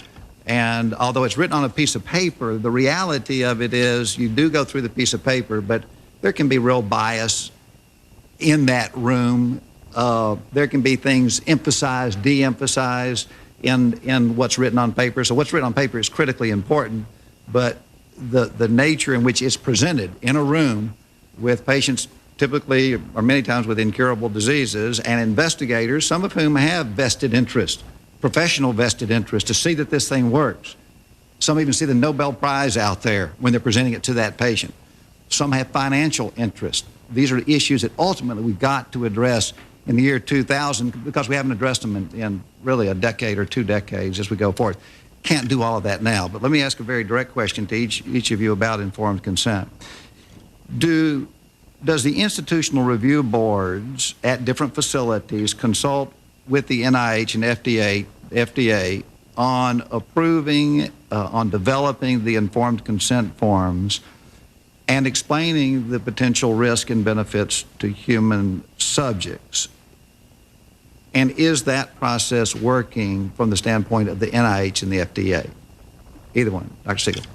Well, from FDA perspective, I can say we only on occasion get a direct contact from an institutional review board to our reviewers. And that will often happen in the context of a very new therapy where a chair of a board will call up and say, we have some concerns, we may not have the appropriate expertise, we have some questions, is there FDA guidance about that, what is the FDA doing? The IRBs frequently will make their approvals, will remind the sponsor that any approval they give is contingent on FDA review, and conversely, FDA approvals are always contingent on IRB approvals.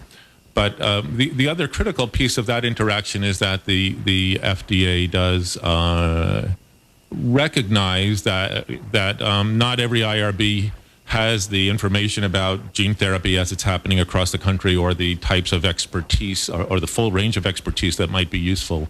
And we do review the initial proposed written informed consent form for every gene therapy trial, and we can and very frequently, I can't give you numbers, but very frequently do, including in the case, for example, of the University of Pennsylvania OTCD trial, instruct and require that additional information be included in the informed consent form. Dr. Patterson? Yes.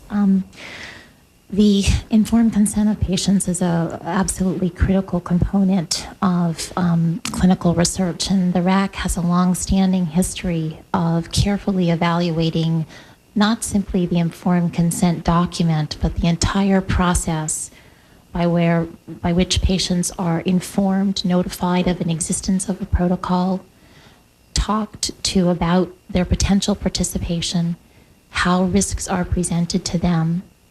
And these recommendations on specific protocols have always been forwarded from the RAC to the local IRBs for their consideration as they are looking at these protocols on their desk on a day-to-day basis. So both of you are entirely pleased, satisfied with each of your agencies in terms of protocol for informed consent and your contact with institutional review boards? That's a very that's a very broad statement. As you've acknowledged, the informed consent is a very complex process. A great deal of the most critical part of it is in the one-on-one interaction, as you know, between, and as you've pointed out. And of course, we're not there at that time. What our agency does, in addition to, for gene therapy, reviewing all the initial informed consent protocols, is has inspectional activities where it looks at the adequate documentation. Are the forms there? Are the forms signed or whatever? And those are the issues specific to how we review gene therapy protocol. But I want to say that this is, as you've acknowledged, a very big issue, a much bigger issue than here. And I'm not sure I'm in a position to say that our agency is satisfied with everything that is done regarding informed consent. I think that because the informed consent process is it's at the heart of the matter, as you've said, that we can never be satisfied with the process. We've heard this morning very good suggestions on how the process could be improved. I think that the NIH has in the past and is committed to continuing and redoubling our efforts to communicate at the local level, participate in meetings with IRBs. So while I think we have a good process in place, I think that there is room for improvement. When was the last time that we federal human subject regulations were updated with respect to guidelines for informed consent? Do you know? I don't know that, but I'd be happy to get that information. Well, again, we can't go all the way through that, but as you said, it's at the heart.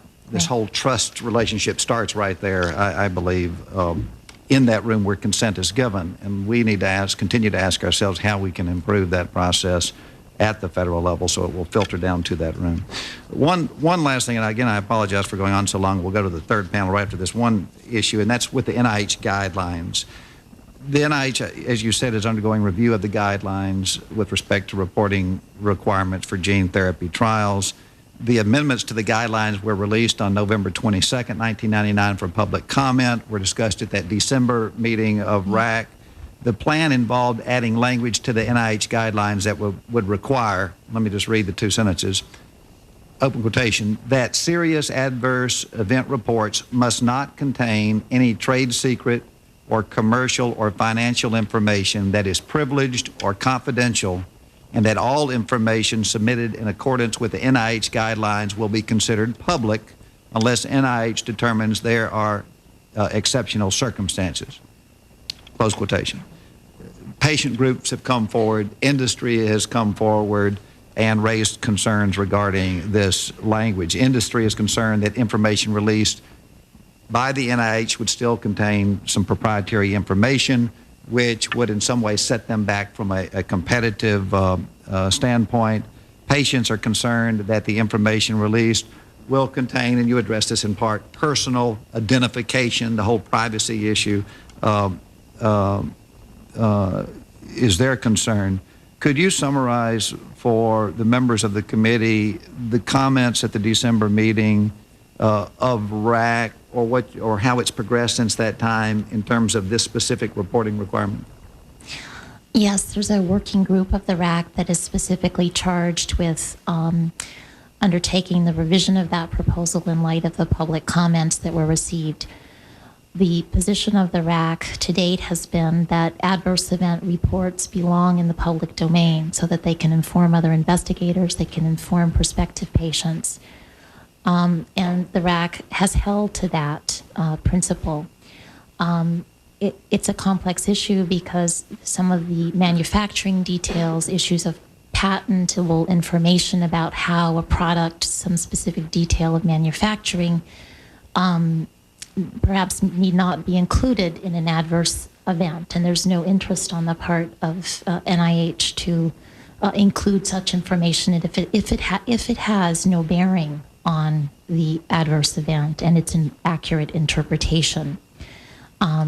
Regarding the second point, patient confidentiality is a critical issue as well. And while it's important that the information be out there, it's important that it not contain information that could identify specific individuals. And I think those two principles the RAC has endorsed. I think what is at issue and what the group is trying to balance is the universe of adverse events that are reported. Do we report every single adverse event immediately, or do we report serious, potentially, possibly related to the intervention immediately, and then all others in an annual report? I think that is the part of the puzzle that the RAC is grappling with now. And at their upcoming meeting in March, they will present on their deliberations. And in conjunction with the advisory committee to the NIH director, they will be preparing a final recommendation on how NIH will receive, analyze, and publicly disclose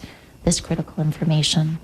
I think it's an important component, again, we don't have time to address. Most of the time today is spent on getting the information up to our agencies, appropriately having it used, and then the flip side of the question is how we get it back down, how we report it, how we disseminate it. And we're not going to have time to address all of that today, but it is a huge issue that was brought up by Mr. Gelsinger early on in terms of how it can be shared, and one that, again, I want to continue real focus on. You say NIH says make these adverse events public. FDA says make them public or keep them private. Well, by law and regulations, our policies, our approach to date has been that adverse event information submitted to us is not available to the public. Now, I should note that that does not mean that information is not shared with other investigators as appropriate to protect safety of patients. So if we get a specific report that has bearing on patients in other trials, what we will do is go to the sponsor that submitted the report and say, we believe it is important that we make this information available to other sponsors. And in my experience, the answer is always yes. But we do not broadly disseminate that information. We do, however, recognize certain values and interests in increased public disclosure of these protocols. And as I have indicated in the testimony, we are planning to issue a proposal that would, within the scope of our governing laws, permit increase of information that we think would be beneficial to the public health to release. Does the FDA feel that its hands are tied into its ability to more publicly report adverse conditions? The law limits the extent to which we can do that. There is some thinking in the agency that we can look at the laws differently and rewrite rules that would allow more disclosure. And I think the next few months, or our next time period, will tell more about whether in fact we can or can't do that. But that would require a change in the law, not in just the regulation. Well, the law provides the limit in terms of both trade secret, commercial, confidential, and personal information that we cannot, as I was saying, we believe that within the law that there is more that we can disclose in the area of gene therapy, and we're looking to how to do that. Okay, thank you both very much. I know, I apologize for both the length of the time and the nature of the discussion, but as both of you realize, it is tremendously complex.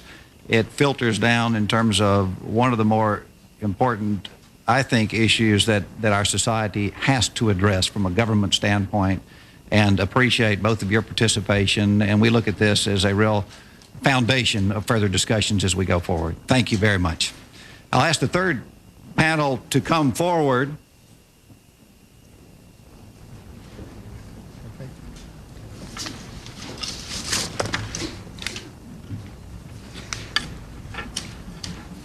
I'm excited about our third panel today. Apologize for the length of time it has taken to get to the third panel, but the third panel really does bring together, to me, the excitement of the science of gene therapy, cutting right to the heart of the excitement of the promising future of gene therapy, but also a discussion of what we didn't have to think very much about 30 years ago or 40 years ago, and that is the bioethical issues that are introduced by this new science, the competing interest of the various stakeholders in this type of biomedical research. Science was just different 40 years ago today. Well, we have with us three individuals, experts in their field, and I will introduce them, and then we will have them testify in this order. Dr. Inder Verma is a professor of molecular biology at the Salk Institute in La Jolla, California. Dr. Verma, the president-elect of the American Society for Gene Therapy, will explain the rationale and science behind gene therapy as well as its potential uses and limitations. He received a master's degree in biochemistry in India, a PhD in biochemistry in Israel. He did his postdoctoral training at MIT.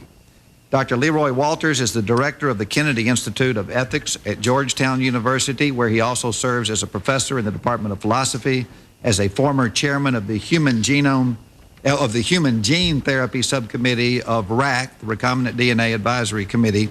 Dr. Walters will explore the critical bioethical issues involved in patient participation in experimental clinical trials, including informed consent and conflicts of interest. Dr. Walters received his PhD from Yale.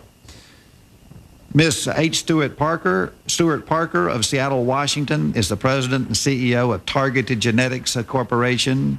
Ms. Parker is the former chair of the board of the Washington State Biotechnology Association and currently serves on the board of the Biotechnology Industry Organization, on whose behalf she's testifying today. Ms. Parker will present the views of the biotech industry companies regarding current and proposed NIH and FDA guidelines. She received her MBA in Finance and International Business from the University of Washington. I appreciate all three of you here today. Appreciate your patience. Again, this is a tremendously, to me, exciting panel that will discuss the breadth of the issues involved in gene therapy research. Dr. Verma. Thank you, Senator. I'm both honored and pleased to testify in front of this committee to tell you the science of gene therapy, its potential benefits to society, safety issues that relate to the practice in patients. Gene therapy is a form of molecular medicine which will have major impact on human health in the coming century. The basic concept of gene therapy is simple. Introduce the gene. Its product should have the ability to either cure the disease, ameliorate the disease, or perhaps slow down the progression of disease. The scope of gene therapy has considerably broadened in the last decade. Not only we can now consider correction of genetic defects, for which there are thousands, and with the Human Genome Project completing, we shall learn more about it. Not only the fact it can actually help in curing many cancers by completely destroying and killing them, it has influence in the cardiovascular disease, in number of neurological diseases, and perhaps even in elimination of many of the pathogens. Rarely there has been a technology in the human health which can have such a pervasive effect on human health in the coming century. And this is why there is excitement. This is why so many people are devoted to do research in gene therapy, because its potential is enormous. The public is excited, the patients are excited, and scientists are excited because this offers an opportunity to bring their work into the clinical practice. The key to success of gene therapy really lies in how to deliver the genes. It's not the concept, it's how do you deliver the genes.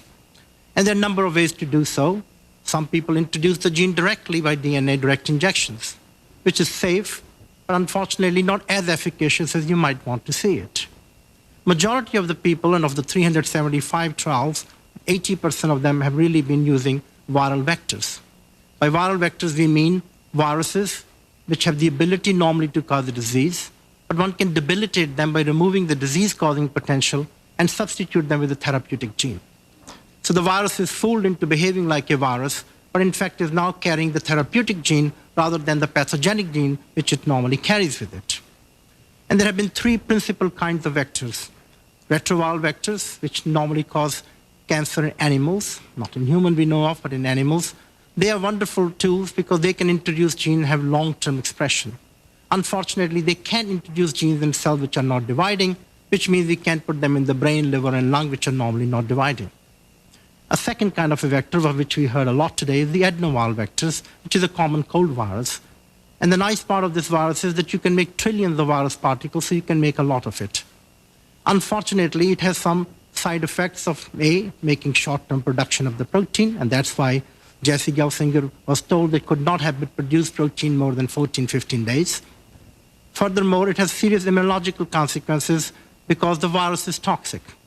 At high doses, the virus is toxic. It has liver toxicity.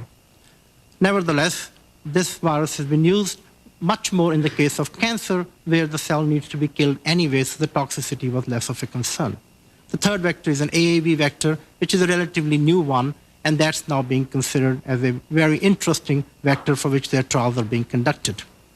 Another vector of which I'm personally interested in is a vector based on AIDS virus. We have been able to debilitate the AIDS virus to introduce genes, and now they are able to introduce genes directly into a wide variety of cells, both dividing and non-dividing.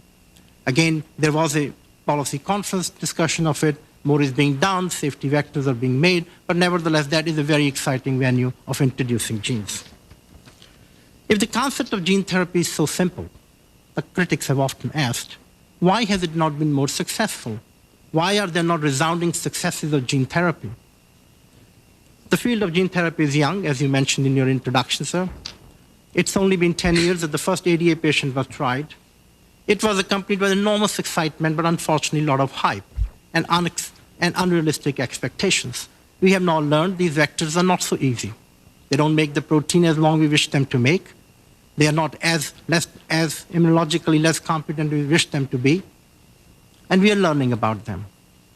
The interesting part to mention here is that there's a tremendous progress in the last many years. Better vectors are coming. Long-term production of the protein is being made. And just to add to that, there was a marvelous talk at a recent meeting of gene therapy where 2 patients treated with a deficiency, much like ADA in Paris, have now shown for 1 year complete cure. This is a fantastic promise of gene therapy. These children will live a normal life. There are anecdotal examples for hemophilias. There are anecdotal examples for cancer. The reason I say they're all anecdotal is because until they are not published in peer-reviewed journals, one really cannot comment on that, because all we can tell you is this is what we learned at meetings when people give a talk. And that really is a very exciting venture of it.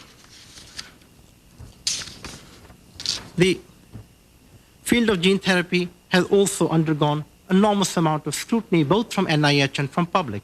There were special reports at NIH to ask the question, is gene therapy efficacious? And suggestions were made, and people were asked to actually work more on basic sciences, and that time not so much on the clinical sciences, because that's what was required for its success. The patient safety in clinical research is always paramount concern. It is true that new modalities have posed risks, known ones and unknown ones. But that almost all the more reason for us to be even more vigilant than in any other technology, because we don't know what this might do. There are, as you heard, RAC, FDA, IRC, IRBs. There are many, many ways in which their gene therapy acts are being controlled. After saying all that, one would like to know, if all that was in place, what failed the brave Jesse? How did we fail, brave Jesse, that this did not work? You heard many suggestions today, and I'm actually quite encouraged to see how a close harmony between FDA and RAC will allow perhaps the better monitoring of it. And we are hoping that this is a young science, where we're just beginning to get the fruits of this science. Tragic incidences of the unexpected deaths of Jesse Gelsinger make us pause. We think back what we could have done different, what we could do differently next time. And that is what this meeting is about, to help us. I was deeply saddened to hear from Mr. Gelsinger the sad comment of a colleague who might have said the potholes in the road to gene therapy is the death. That is not how we feel. We feel terrible about it, and we are very sad. This is not how our community feel. We feel this is a very serious event. We take it very seriously. But at the same time, we believe that we have to move forward. We got to learn from this technology. And what we like to do is to be able to do a better job, learn more from this, and move this field to what I will consider a major challenge and a major benefit into the human disease as we go to the next century. Thank you very much for inviting me. I'll be happy to ask questions. Thank you, Dr. Verma. Dr. Walters. Mr. Chairman, thank you for inviting me to discuss ethical issues in gene therapy research. In my written statement, I review the 25-year history of the Recombinant DNA Advisory Committee. Back in 1990, the committee had the privilege of reviewing and approving the first 2 gene therapy studies. And in September of that year, Ashanti da Silva received gene therapy at NIH in the first clinical study undertaken after that approval. We had so much hope in those days that this field would be successful and soon and with many diseases. By the mid-1990s, we began to see that the situation would not be quite so simple and that success would not come quite so soon. One of the best moments in the entire history of the Recombinant DNA Advisory Committee, in my view, occurred in June of 1995. At that meeting, and after 6 months of intensive work by the staff, RAC members presented a comprehensive overview of the field of gene therapy to date. That overview detailed adverse events as well as the minimal success to date. The results of that overview were published in 1996 in the journal Human Gene Therapy, and I'd like to ask that a copy of that overview be included in the record. Without objection, it will be made part of the record. We knew already in 1995 that we were reaching the limits of manual systems for tracking what was happening in gene therapy. In fact, some staff members at NIH told me they almost died during that 6 months of reviewing and gathering information for the June meeting. From my perspective, federal oversight during the early years of gene therapy worked reasonably well, with some minor tensions between NIH and FDA. However, I think we've seen, especially since September of last year, that the oversight system is failing us and that serious problems have arisen. There are a variety of reasons for that, and we can go into them in the discussion if you would like. I would like to compliment Paul Gelsinger for helping to bring our attention to some of these problems. He's remained engaged in the discussion of this topic, and I very much appreciate what he has done. I also would like to express appreciation to you and to Congressman Waxman for your letters to NIH, which also have revealed additional information.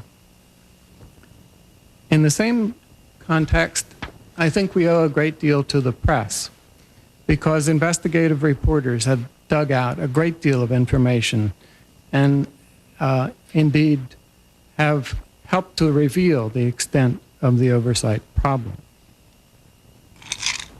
From my point of view, there are 5 major problems in the current oversight system, and I'll mention them very quickly. First, there is no computerized system that's been developed at NIH for tracking what happens to patients in gene therapy studies. We've known for at least 5 years that that system was needed. Second, only a small fraction of serious problems that arose in gene therapy studies were reported to NIH and the RAC before October of last year. It was only in response to a crisis that we've had the outpouring of new reports. Between 5 and 6% of those reports had been made before the crisis occurred. Third, on several critical matters, there's been a lack of appropriate cooperation between the FDA and the NIH. New modes of cooperation have been started in response to a crisis, especially in December of last year. But my question is, why couldn't those procedures have been put in place at least 2 years earlier? Fourth, the FDA itself may not have adequate staff to cover all the problems that may be encountered by patients in gene therapy studies. It's a burgeoning field. In addition, I'm not sure that we should expect one regulatory agency alone to perform the early warning role when patients begin experiencing unanticipated side effects. And fifth, there continue to be serious problems of disclosure and informed consent in some gene therapy studies. Patients are often not told how young this field is and how unlikely it is that they, the pioneers in the research, will actually benefit from taking part in the research. A former RAC member, Ms. Abby Myers, published an eloquent op-ed article on this topic in last Sunday's Washington Post. Her article was entitled, "A Lot of Rules, Too Many Exceptions." And I would like to ask the subcommittee's consent to have her article appended to my testimony. Without objection. As a nation, I think that we can do better in protecting the human subjects in gene therapy studies than we've done during the past 10 years and especially during the past 5 years. The death of a generous young man, the serious side effects experienced by several and perhaps numerous other subjects, and the almost total breakdown of the system for reporting serious adverse events to the RAC should be a wake-up call to us all. So I have 5 recommendations. First, we need to strengthen the one public advisory committee for gene therapy research, the NIH RAC. This committee has a 25-year track record and an international reputation for integrity and independence. Interested members of the public can attend the meetings of the committee or communicate their views to the committee and its staff by phone, letter, or electronic mail.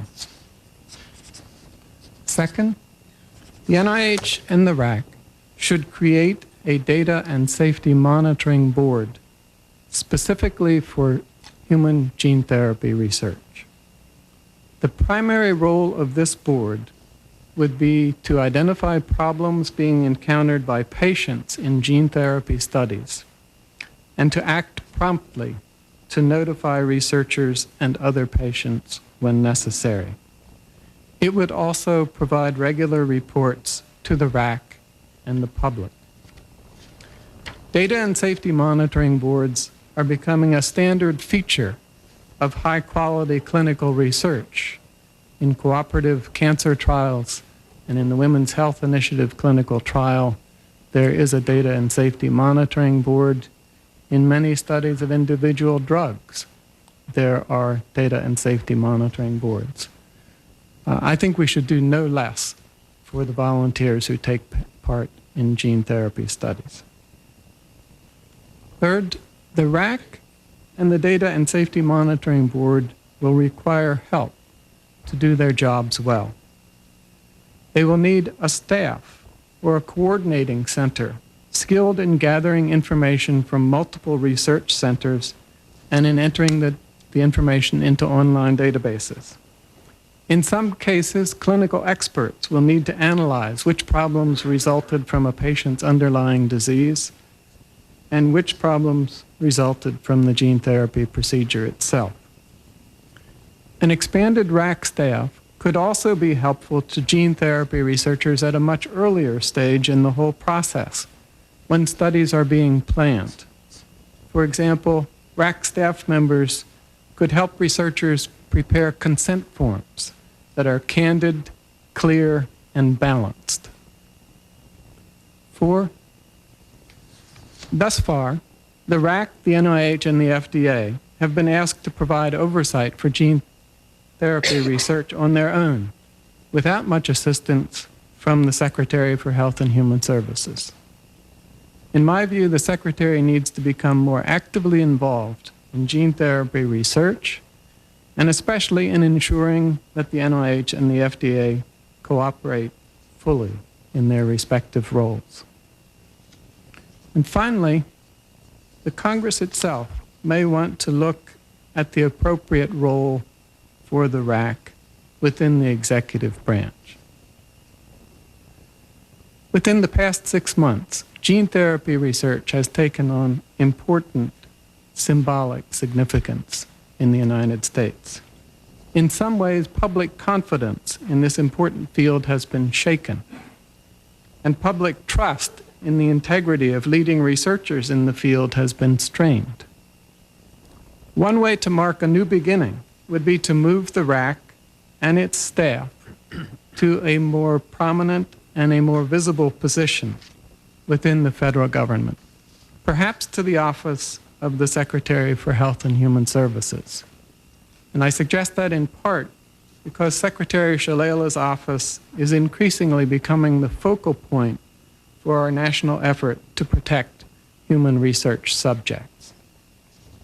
From this new position, the RAC could then provide annual reports on gene therapy research, not only to the Secretary, but also to the Congress, the President, and the nation. Mr. Chairman, the task that we're involved in today is a worthy and indeed a noble task. We're attempting to respond to system failures and the tragic death of an altruistic young man. We're trying to devise a better plan for overseeing gene therapy research in the future. If we are committed to doing this job well, I'm convinced that we can create a new model for protecting the human subjects who make this research possible.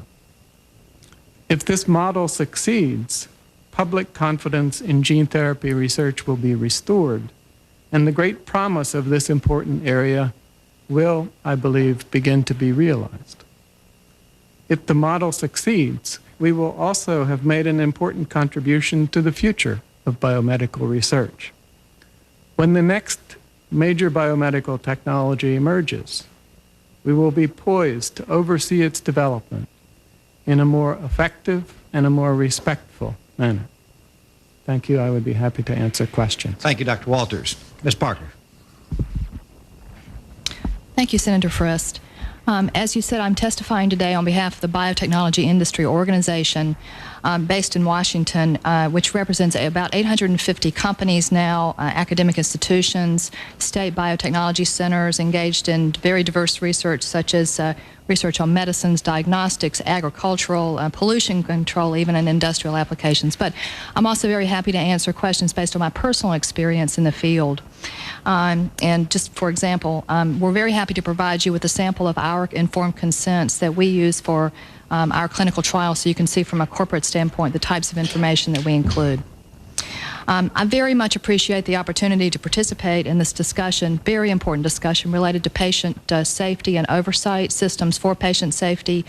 Again, before I proceed, I'd also like to offer my condolences again to Mr. Gelsinger for the loss of his son. First, I have to say we in the industry were very, very surprised and very disturbed to read about the recent reports of regulatory violations at the Institute for Gene Therapy at Pennsylvania. And if these violations did occur, then we definitely believe that this behavior cannot be tolerated and should be penalized. I know for sure that my colleagues, both in academia and in the industrial groups that I work with, share that opinion. I want to just summarize my major points first in the interest of time. I know you probably have a lot of questions. My first point would be that gene therapy, as you've heard today, has the great potential to provide treatments to millions of Americans who suffer from genetic diseases and also acquired diseases. This research has to go forward, and we really must continue to regulate it so that it can move forward. My second point would be that biotechnology companies focused on gene therapy and trying to turn that idea into real drugs, very much expect and welcome science-based regulation from the FDA for gene therapy clinical trials, as we in the industry do for all drug development. And we feel that the FDA does a good job with this oversight and should remain the primary regulatory body to look at drug or INDs and drug applications. Compliance with FDA regulations is critical for patient safety, and those not in compliance need to be penalized. We would very much support greater resources allocated to FDA to help them ensure this mission is accomplished if there are issues with that now. Finally, and I will continue talking, but bio and the gene therapy companies in bio very much want to cooperate with the RAC, with the FDA, and with you to ensure that any questions about patient safety are answered. To that end, we have made already a concrete offer to the RAC that would provide it with additional information over and above the information it currently gets, and that will allow it to fulfill its role as a body that discusses overriding policy, safety, and ethical questions related to new technology. This proposal is attached to my full testimony, so I won't read the entire proposal today. There has been tremendous excitement about the prospects of finally knowing all the genes that make up the human being. But in order to turn the information from the genome projects into real products, gene therapy is going to play a very big role. Gene therapy allows us to really put that knowledge to work. We think that for patients with some of the 5,000 genetic diseases and many other acquired diseases, gene therapy finally offers hope that these diseases can be efficiently controlled or cured. My company, Targeted Genetics, has been in existence since 1992, and we currently are developing a number of products in clinical studies for the treatment of cystic fibrosis and cancer, products that are in phase 1 and phase 2 trials currently, products that could be in pivotal trials in the year 2001. So we're starting to see, we and others in the industry, a glimmer of the promise of the fulfillment of this whole idea of gene therapy reality. We're very excited about that. Let me turn to the regulatory and oversight system changes that we and others have proposed. First, I want to say that it has been reported in the media that the biotechnology industry and the gene therapy companies that sponsor clinical trials are seeking to reduce the level of federal oversight in this field, and that is simply and absolutely not true. And I want to be real clear about this position. Bio welcomes and expects strict science-based oversight of our research and development activities by the FDA. And in fact, commercial acceptance of our products depends on our ability to show that these products have met rigorous testing criteria, as is the case for all therapeutic products and all products regulated by the FDA. Moreover, our industry very much welcomes a public discussion about the ethical and social implications of specific applications of biotechnology. And toward that end, the guidance and input from interactions with the RAC has been very, very critical for our sector. We believe that the regulatory body governing individual human clinical trials, the FDA, does a very effective job overseeing patient safety. There may be a resource question there, though, again, and I would reiterate that we would welcome and would lobby for more resources for the FDA. Personally, I think that I and the others in the industry have been very impressed with the scientific expertise and the caliber of FDA reviewers with whom we've interacted. And I think it's very important to remember that the development process for turning a gene into a therapeutic product carries with it the same sort of stringent requirements and testing standards as those for any other therapeutic product. Due to its knowledge of the drug development process, FDA is well suited to the task of overseeing trials involving individual gene therapy products. Now, industry takes its compliance with FDA regulatory requirements extremely seriously. It is not only a legal requirement and ethical imperative, but also an essential business practice to comply with all FDA regulations at all times. For example, even the receipt of a simple warning letter can so damage a company's credibility that its products are not accepted, its stock may fall dramatically, and its financial and commercial development partners and potential partners may walk away. So while patient safety is our ultimate first goal, it's very important from a business standpoint as well to comply with FDA regulations and to ensure that all compliance issues are met. In November of last year, as you know, the NIH proposed an expanded review system related to adverse events in gene therapy trials, and while it was a very good effort, even the many members of the committee itself had some issues with the proposal as to whether or not it was feasible. Now, BIO has proposed an alternative approach for reporting of adverse event data to the RAC by sponsors. And this proposal is designed to provide the maximum safety information without compromising patient confidentiality. And again, let me be clear, under the BIO proposal, the RAC would receive reports of adverse events from company sponsors in addition to the investigator requirements as currently written. So this would be an addition, an insurance that the information is getting to the RAC in an appropriate way. Again, in the interest of time, I'm not going to go through all the details of this proposal, just to say that it would involve a harmonization of requirements for sending SAE reports to both the RAC and the FDA, very much a continuation of the respective roles of the two agencies. FDA would remain the only agency with regulatory authority and the ability to approve a trial or put it on hold, but the RAC would very much maintain its role as an educational advisory body and an arm for getting public information out so that these issues can be dealt with. We would like to see an agreement between industry and the NIH that would just memorialize how the data would be used, and we believe that the OBA would be responsible for developing a mechanism to ensure that patient confidentiality was protected and that commercial development information remains confidential. So in conclusion, very much the organizations represented by BIO remained fully committed to providing the resources necessary to fully realize the promise of gene therapy for the treatment of a number of diseases. We think it's very vital that patients with these conditions have access to novel therapies, and we believe that existing FDA and NIH rules provide strong safety oversight for gene therapy products if all groups testing gene therapy products comply with the regulations.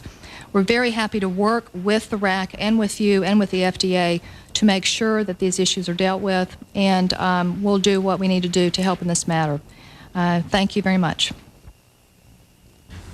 We have heard today that patients need to know more about research trials they are recruited to participate in. Could you elaborate on the steps that private sector takes to ensure patient understanding and risk, that is their safety?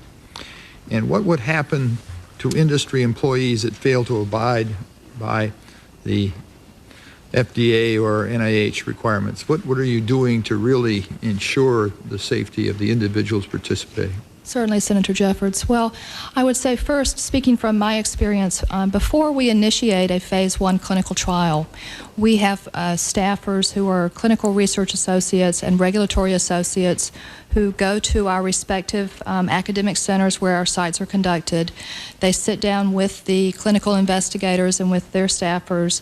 They review all the paperwork for the studies. They review all the informed consent information and also the patient eligibility criteria to make sure that the I's are dotted and the T's are crossed.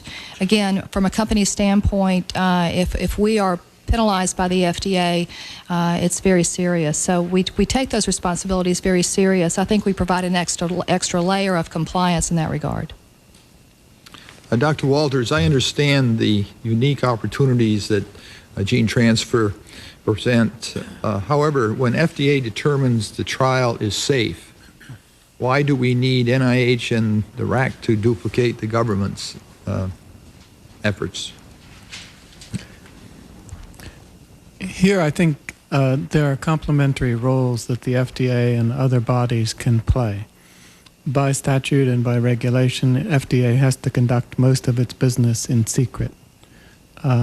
In my view, the public needs to be kept abreast of what is happening in this important field of research.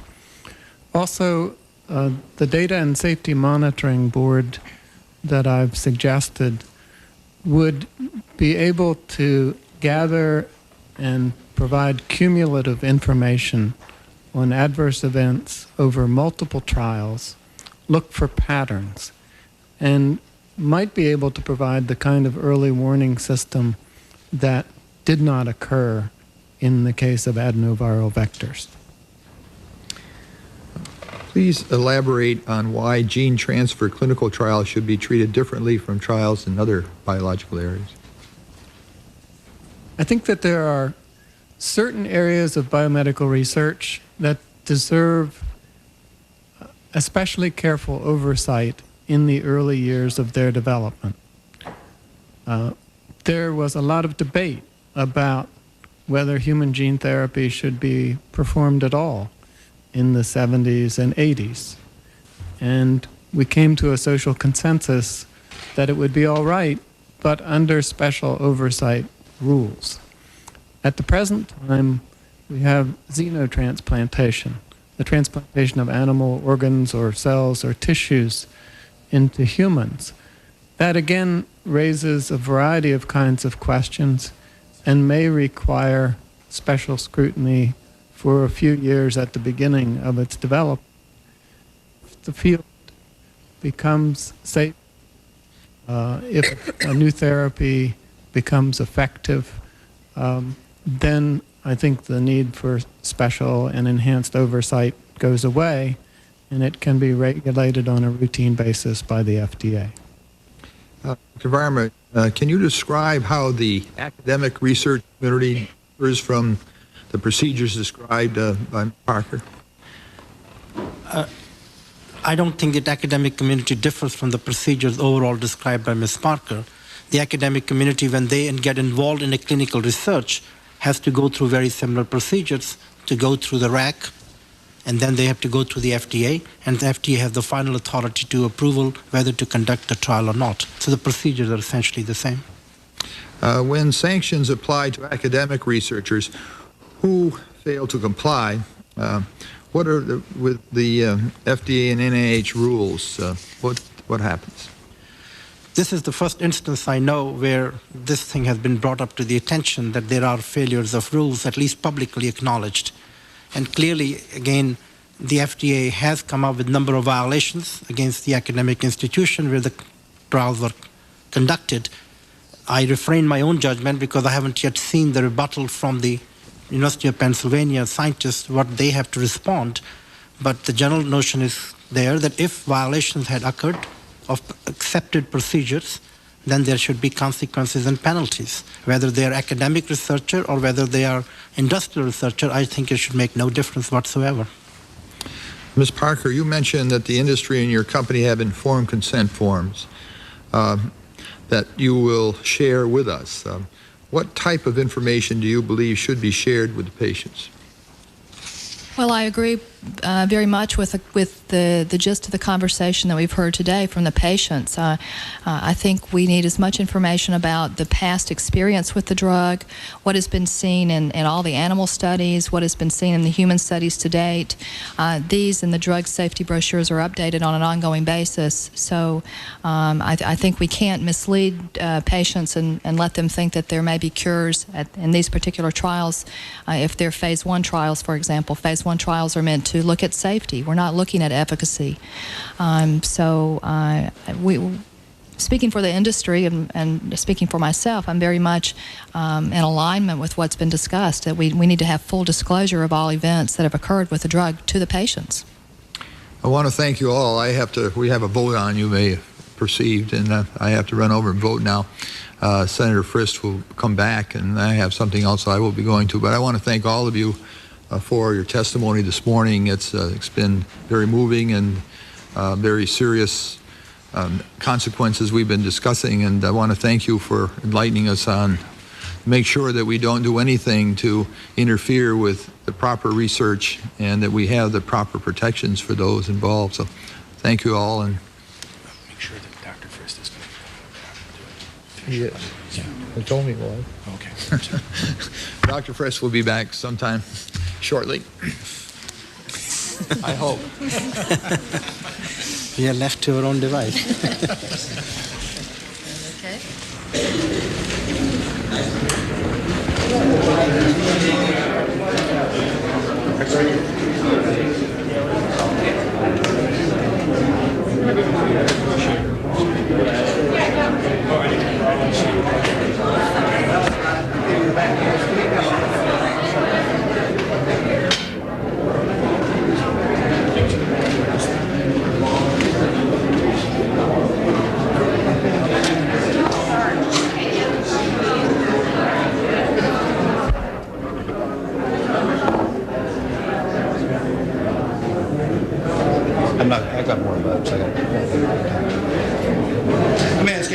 right, have a seat, please, and we'll get started here in just 1 second.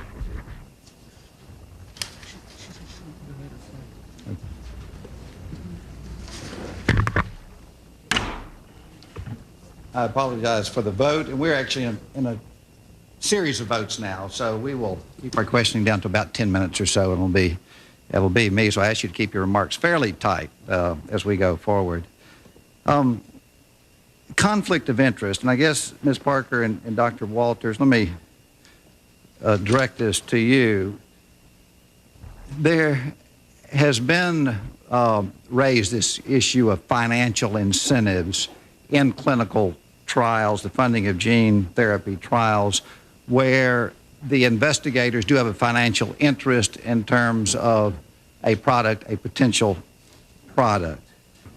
The biggest concern is probably just that one of the investigators has a vested interest, either conflict of interest, potential conflict of interest. How do you suggest that we systematically, in a reasonable way, deal with this potential? And let me start with either of the two of you, and then Dr. Verma can comment. This has been a difficult issue for the drug, pharmaceutical, biotechnology industry in general, and many people smarter than I am have tried to deal with it.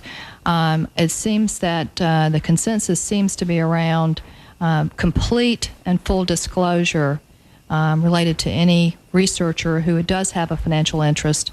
Beyond that, it seems that many institutions now are saying if you are involved in a clinical trial, you cannot hold an equity interest in the company that is conducting the trial. But I think you've also heard that many of these trials, and the trial that is the subject of this discussion today, was not related to a corporation. It was purely an academic study. And so obviously there are issues beyond this particular financial conflict of interest that need to be looked at. First of all, any financial interest of any of the researchers has to be disclosed to the patients, both orally and in the written consent form. What do you mean it has to be? Should be or is? From a moral point of view, it just needs to be disclosed. And do you think it is today? I don't know what the practice of institutions is. It's not part of the rules that regulate human subjects research. It's not part of the federal rules. In addition, I think it's following up on something that Mr. Gelsinger said. It's very important that patients have someone to whom they can go for an expert consultation on whether it's in their best interest to take part in a clinical trial. And is that a part of any clinical trials today? Any clinical trial. Ideally, that would be one's primary care physician. Mm-hmm. But much of gene therapy is so complex that we may have to figure out new mechanisms for helping people to get unbiased information about a gene therapy trial before they decide whether to go in. If our goal is fully informed patient consent, you from a moral, ethical standpoint would regard financial interest, full disclosure at this point? Absolutely. Full disclosure. Dr. Verma, any comment? I just want to make one quick comment on the fact that the biotechnology industry is relatively young. It does require considerable participation of academic scientists, and I think that's why there is considerable overlap there. But I agree completely with Dr. Walters. There should be complete financial disclosure of it. And I think there's a great merit in Mr. Gelsinger's suggestion of an advocate who can then tell the patient all the details that are required. So most institutions have very stringent rules on it, and that's the way I think most institutions should function. Thank you. Dr. Verma, it's a young science. It's exciting science. Tremendous from the genetic, non-genetic disease standpoint. Tell me, the professional societies, transplantation, the field that I know and participate in, is a community. We meet together, we know each other, we get our professional approaches, professional ethics are talked about. Is gene therapy a cohesive group of people with constant meetings? And I ask this because I heard the NIH and the FDA say we require all this reporting, and those investigators down there aren't giving it to us. Is there a group of people in your societies where you can talk about it, have your own internal code of ethics, which is what being medicine is all about can improve the reporting of it. How tight of a society is it? So the American Society of Gene Therapy is also a very young one. This is only the third year of it. And we have become extremely concerned with this particular event because Dr. Wilson is an extremely respected scientist who was the former president of the American Society of Gene Therapy. We have our own code. There have been several discussions among the board members. In fact, yesterday there was a press release completely conforming to many of the things we have heard. In fact, we will have a greater participation. We have now educational seminars in our next annual meeting. We will have a special seminar just with the regulatory authorities asking the question how best we can serve the community. And there also will be a session on financial arrangements, that how else the question that you just rose, we must rise above that. So, in fact, the society is going to be very intimately involved in these things. Dr. Verma, you've heard today all these statistics and reporting and inadequate reporting. Non-compliance is the word we've heard again and again and again.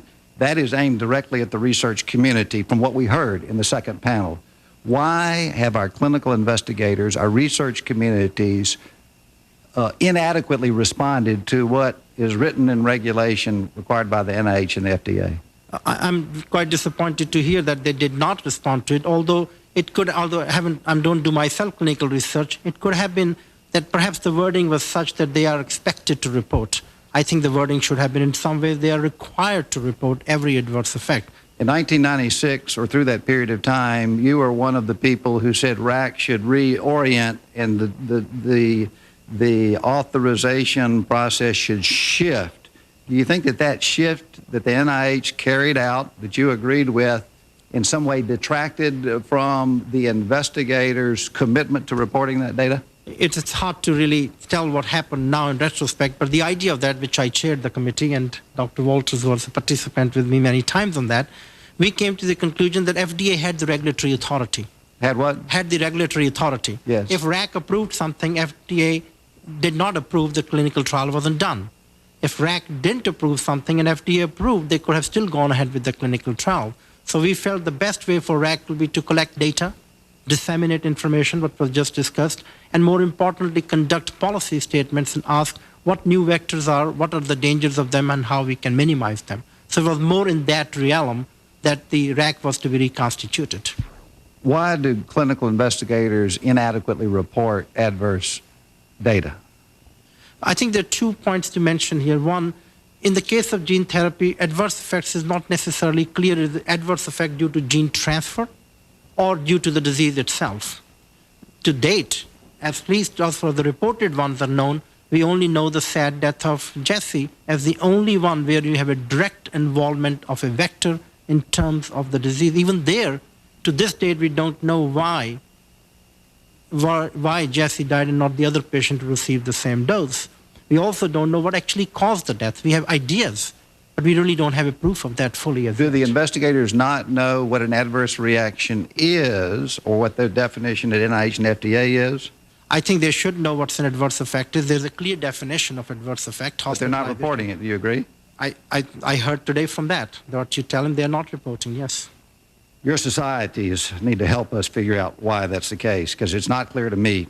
It's sitting here after 3.5 hours of listening to it. I know it's not clear to you either, but for some reason it's not working. We need to. Dr. Walters or Ms. Parker, do you have any comment on this reporting thing? I know we've beaten it to death, but it's critical. I do have a comment on that. Yes, sir. I think that researchers got very mixed messages about the role of the RAC in 1996 and 1997. And there was a period of time when it seemed as if the RAC would be abolished and replaced by a group with a different name and much lower status.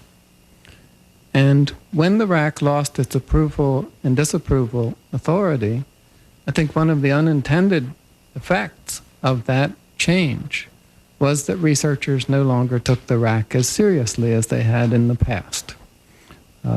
And when I see compliance rates in the range of 5 to 6%, something is radically wrong. As you can tell, that's my suspicion as well, but I think that's it. Now we need to figure out the answer to that, and you come back with your recommendation strengthening NIH and RAC as we go forward with the monitoring board. Ms. Parker, do you have any comment on that? You're on the front line more than...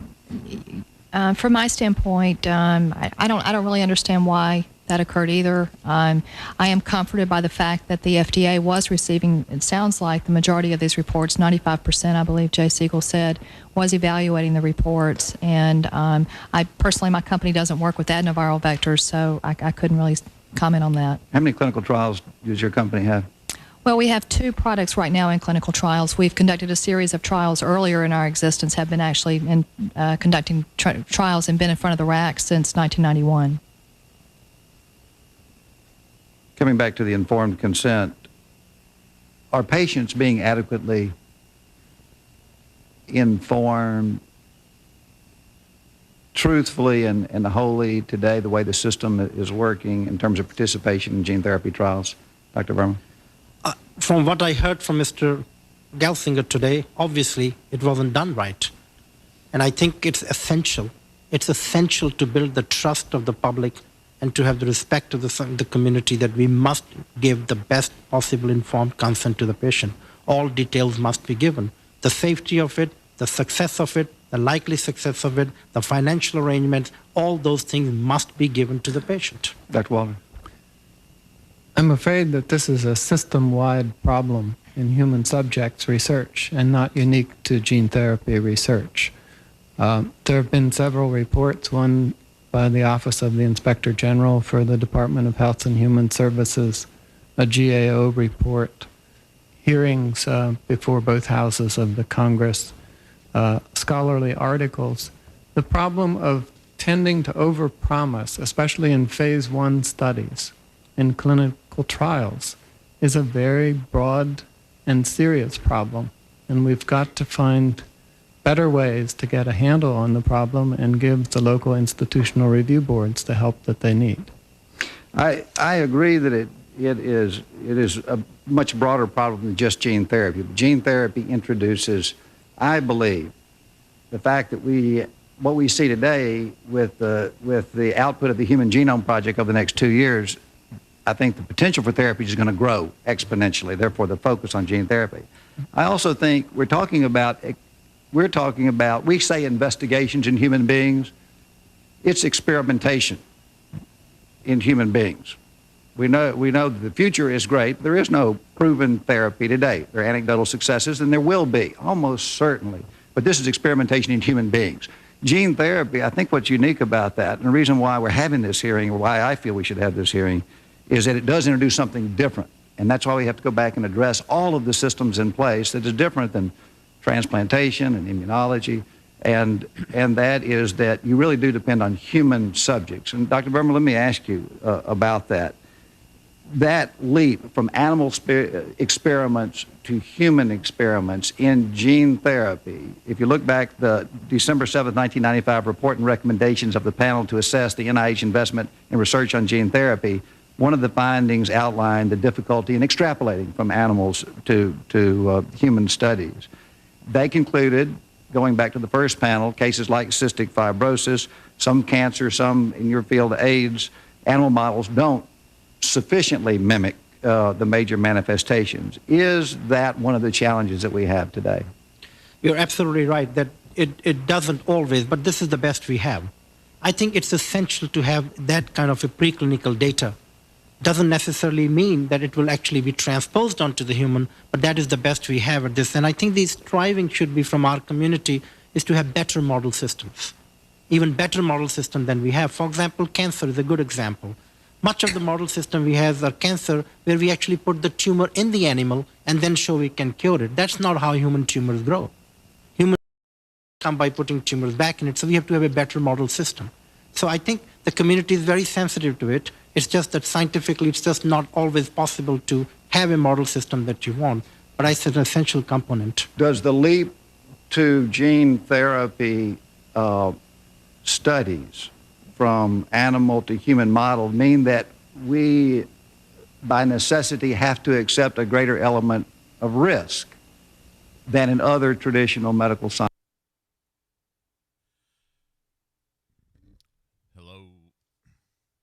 Thank you for tuning into this. This is a science medical field recording of It says February 1st, 2000 on the screen. I also see February 2nd in some places. I should be going with February 2nd, year 2000, hearing in the United States government regarding medical safety, for safety from medical experimentation, in particular with gene therapy. The man who is answering the questions right now, Inder Verma, was for several years the boss of Dr. Robert Malone while at the Salk Institute.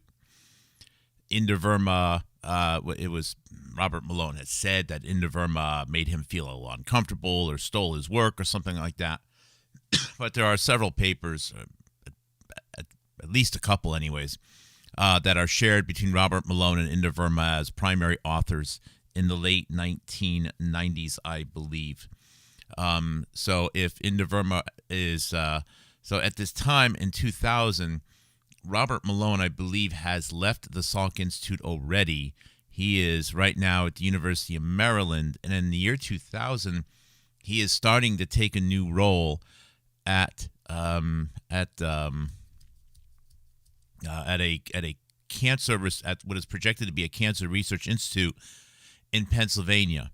Actually, it's a small town named Windber, which is near Johnstown, Pennsylvania, named Windber Center, which is up until that time mostly a care facility and a hospice facility. But the idea is to turn it into a cancer research center, and then it has almost an exclusive contract with the United States military, in particular U.S. military Walter Reed Hospital.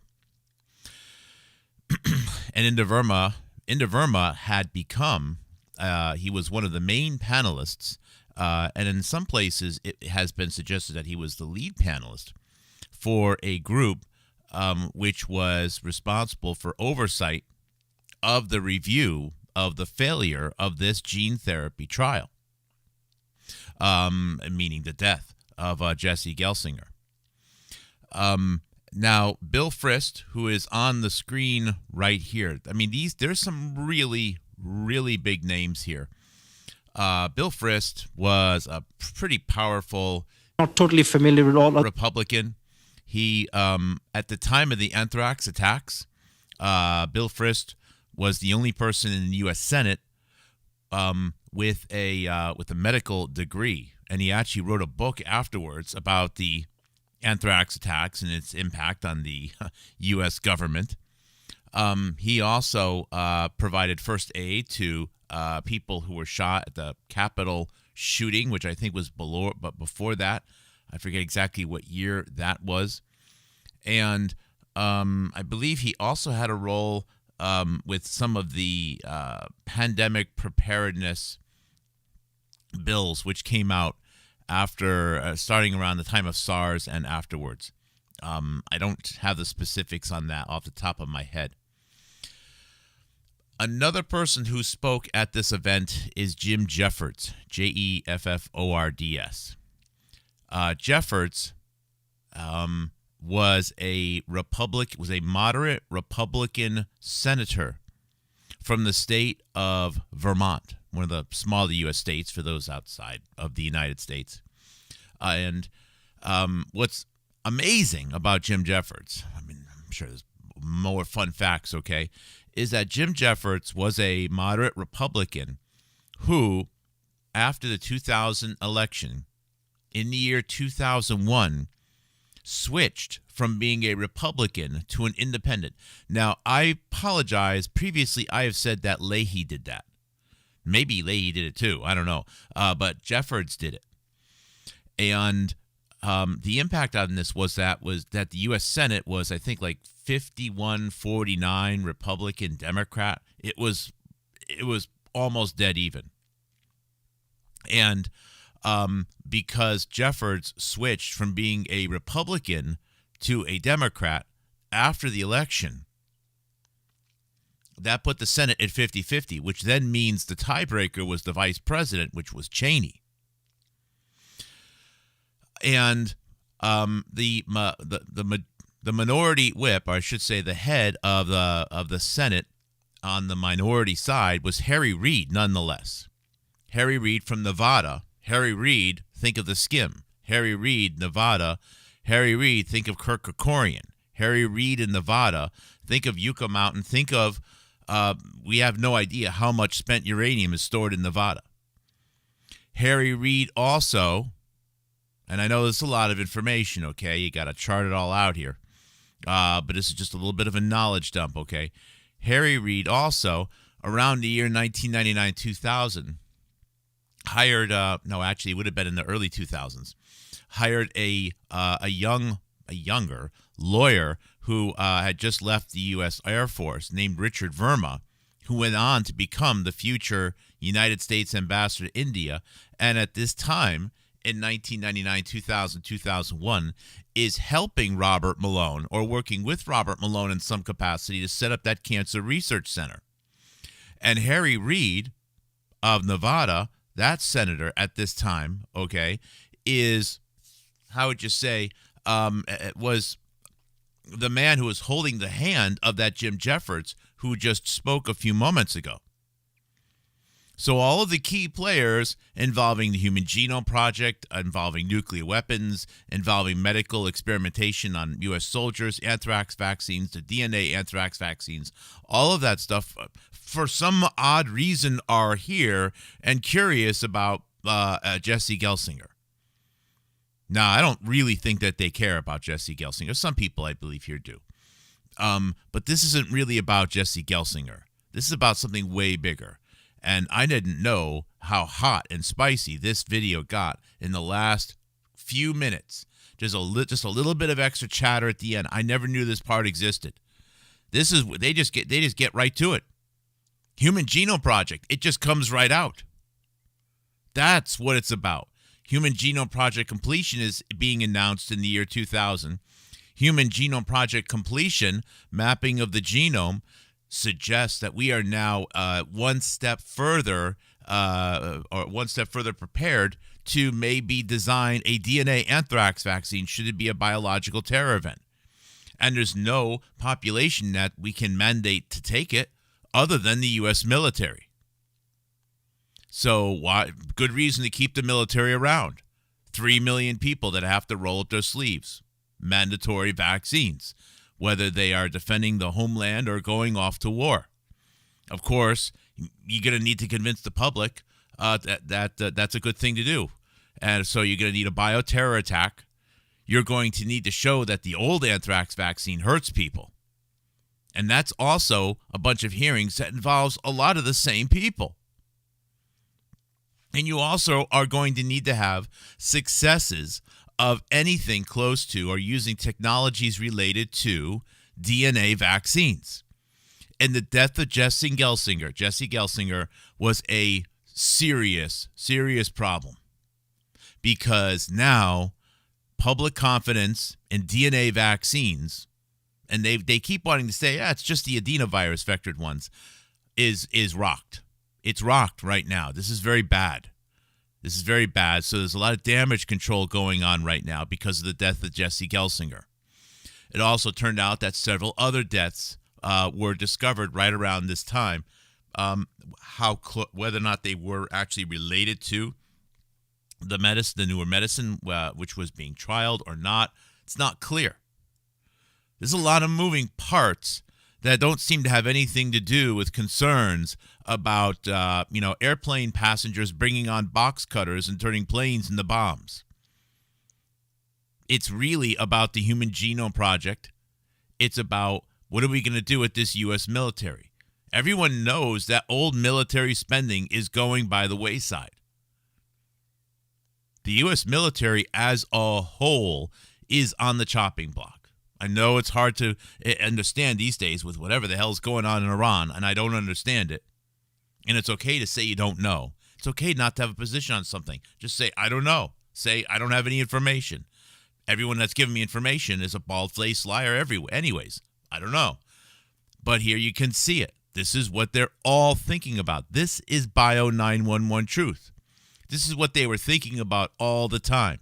U.S. military spending was at an all-time low.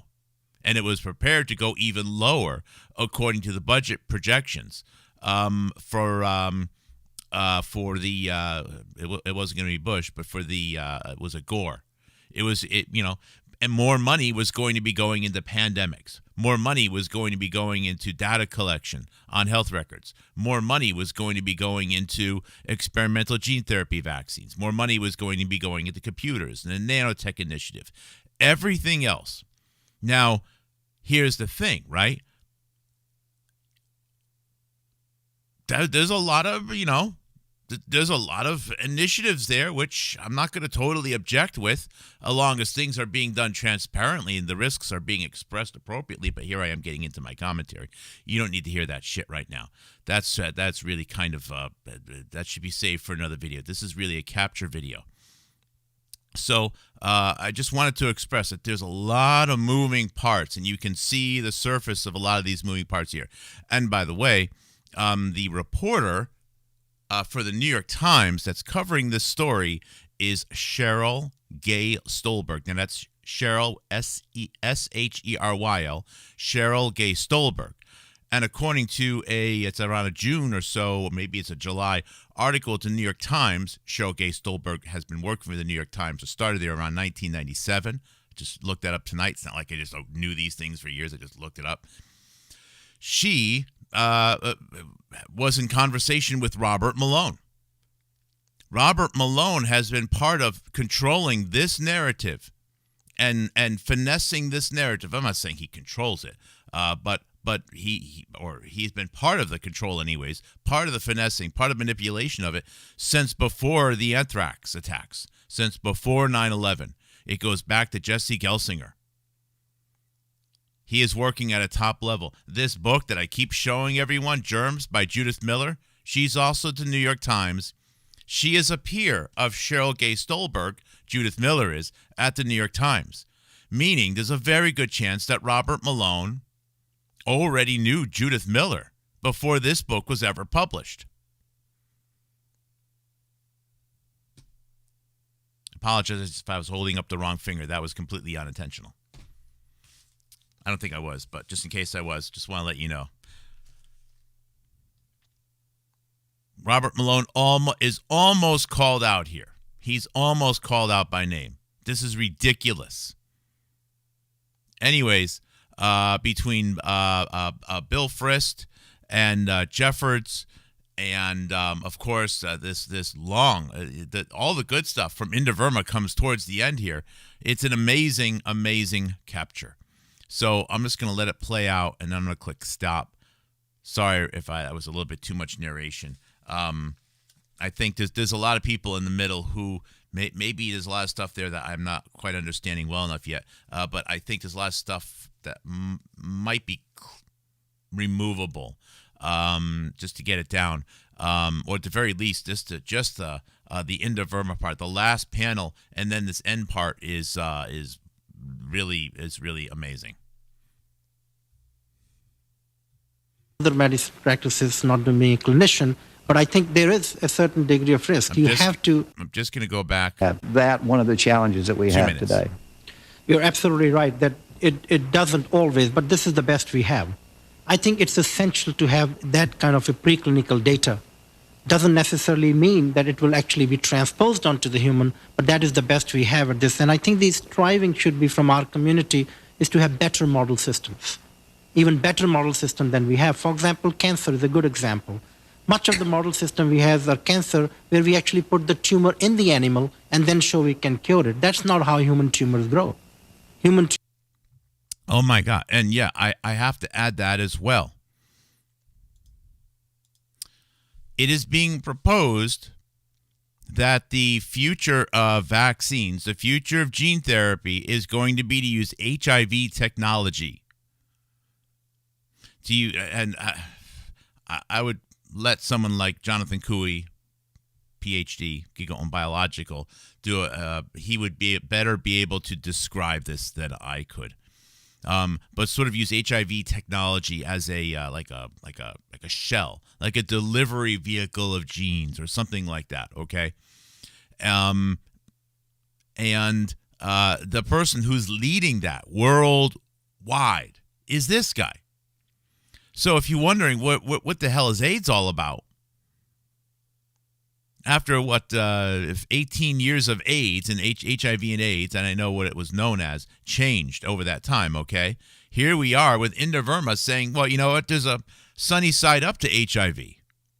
We know we can use it as a delivery vehicle for new genes or something like that. Guess what came out the week of 9/11? A book called Big Shot AIDS Vaccine. And guess what that book references? The Naked DNA transfection paper by Robert Malone, who he's a secondary author, albeit, but Jonathan Wolfe and John Asher Wolfe and Gary Rhodes and several other people of Vical Corporation.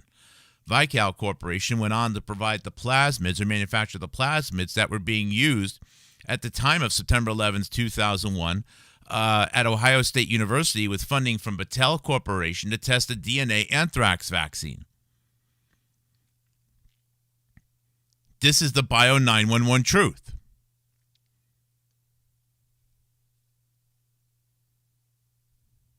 So, anyways, now I'm going to let it go. Tumors do not come by putting tumors back in it, so we have to have a better model system. So I think the community is very sensitive to it. It's just that scientifically it's just not always possible to have a model system that you want.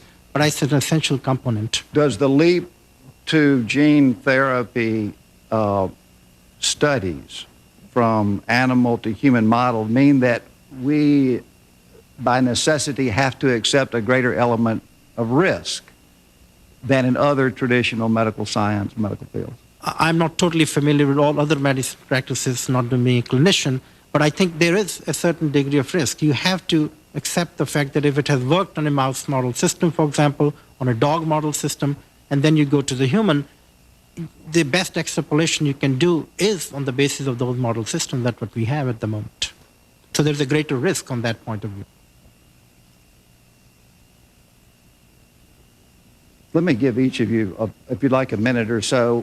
We're again in the middle of a series of votes, and so many of these issues are so fundamental to our overall discussion. And I have a number of other questions, and we'll keep the record open so we can continue this dialogue as well. But let me ask, based on your observation, we've had 3 panels today. There's a lot that could be said, but give each of you an opportunity to make a closing 1 minute or so statement you would like. Well, I think, as I said in my remark, it's a very exciting science. We need to learn from our mistakes to go forward. But I think it's essential, one point, the society has a huge stake in science. And scientists will be well reminded themselves for the public confidence and trust is essential for the continuity of scientific endeavors. And in order to do so, we have to abide by the rules and the guidelines, which we have all agreed to do that in order for have the public trust restored in that. Thank you. Dr. Walters?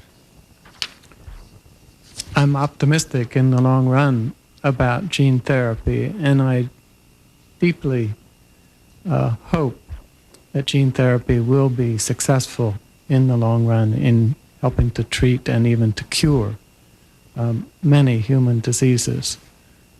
I think the field has had a setback in the past 6 months. We knew before that it was not very successful, and now it has injured people. So we need to reappraise, and I think we need to proceed with heightened surveillance of the field and try to find new oversight methods for tracking what is happening with patients who are treated with this experimental approach. Thank you, Ms. Parker. Yes, I would say I've been now developing gene therapy products for a long time, and I'm very excited. I feel like we're close to some real effective treatments for diseases that can be treated now. And the tragic thing about that is at the same time, we've had this horrible, horrible incident with the death of Jesse Gelsinger.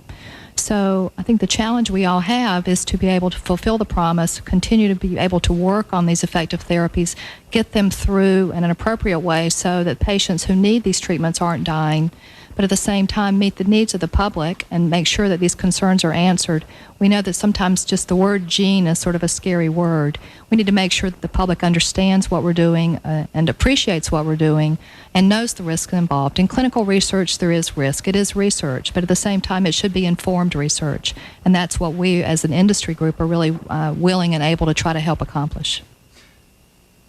As we set out this morning, I really, in my own mind, wanted to be able to answer two questions, and I'm partway there. And the first question is, in this tremendously promising field, which we must, and everybody, from Mr. Gelsinger, who started basically saying he understands the promise of this science to benefit thousands, hundreds of thousands, and millions of people in the future.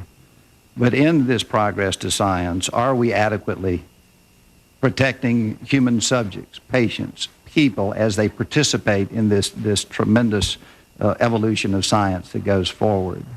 And I think, from what I've heard today, that the answer is that we are not doing an adequate job there, without pointing fingers where, because I think it starts at the very local level and comes all the way to the federal government. The second question that I wanted to answer in my own mind is, do the mechanisms we have in place, the appropriate mechanisms that have evolved over time, RAC, NIH, FDA, are those government, we're all part of government, system approaches working to do two things? Number one, protect human subjects, safety of human beings, and number two, to make sure that the science is substantial, meaningful, will produce the outcomes that we all both dream for and work toward. And those systems, I conclude, are not working. They are failing. Now we have to decide what to do, where to go, based on what we've learned, based on the testimony from a family who's had devastating circumstances to another individual who has seen benefits to the organizations that are responsible today. And this will be the first, I think, major commitment by the United States Congress to approach this difficult, complex issue. The hearing today has been moving. It's been enlightening. It's been very sobering in many ways. We'll take the information that we've heard. We will keep the record open until February 9th for additional comments. The subcommittee will probably follow up with some additional questions, again, to capture some of the things that we did not have time to talk about today. On behalf of the subcommittee today, I want to thank all of our witnesses and appreciate you taking time to bettering a process that we know is so important to the future of mankind. Thank you very much. We're adjourned. We are, if people have questions of Mr. Gelsinger, I'm going to be here with him for a few minutes, and if any of the media would like to speak with him for a few minutes, we'll do that in a limited way for a few minutes right here over the next 5 minutes, right in front of where I'm sitting.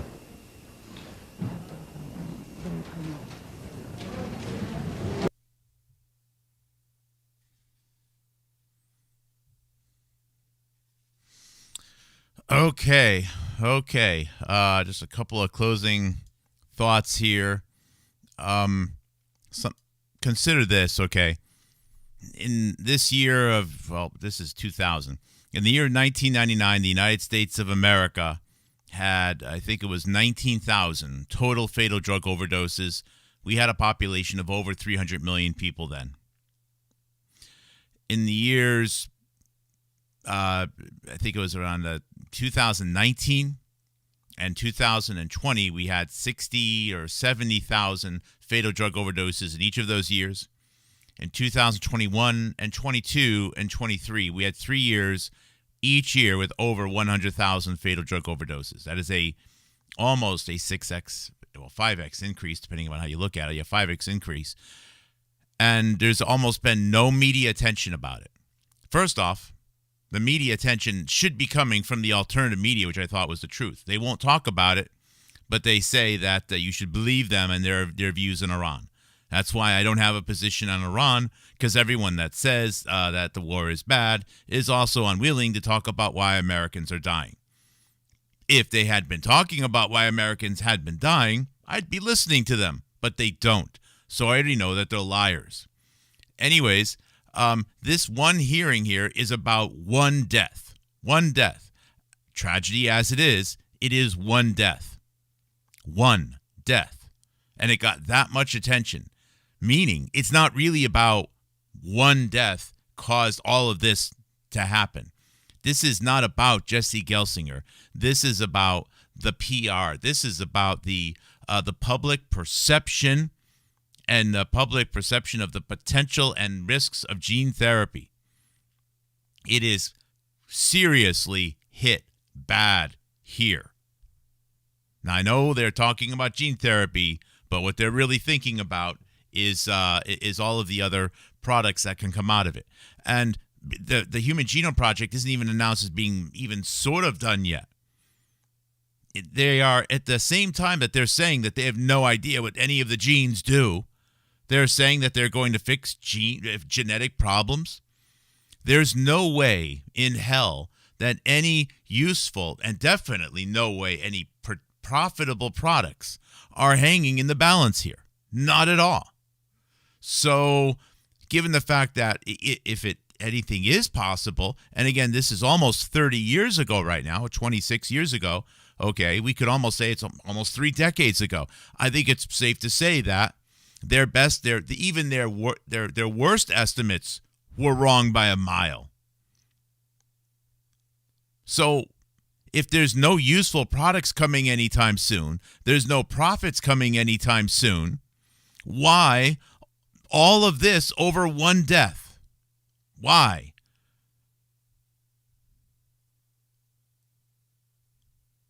It's one death. Medical experimentation happens. People try experimental drugs. Things go south. Sometimes there's lawsuits. That's it. It happens. Why? I ask you why. Why are all of these people involved? Why are people involved that are changing parties and working with Harry Reid? And even and some of these actors are still central to narrative control today in COVID. It's not really about money. It's not about somebody making some money in stock. It's not about Rothschild. It's not about bankers. It's not about Egyptians or pyramids or Venetians or Phoenicians. It's not about the Russians or the Chinese or India, really, for that matter. Although they definitely have a big stake in U.S. government via UN, whatever. Anyways, it's not about that. They said it at the end, Human Genome Project. Why? Taking over control of the evolution of the human species. As was enumerated, 1963, Man and His Future, or the Future of Man Conference. Matter of fact, when the keynote speakers there, Joshua Lederberg, very good friends, became very good friends with Dick Cheney. And Dick Cheney becomes the tiebreaker in the U.S. Senate. Is basically Joshua Lederberg, in a way, Joshua Lederberg controls the U.S. Senate. Because Lederberg has the trust of Cheney, and Cheney is now the Senate tiebreaker, even though Jim Jeffords, who spoke here, went from being a Republican to an independent. And still, nobody will mention Joshua Lederberg.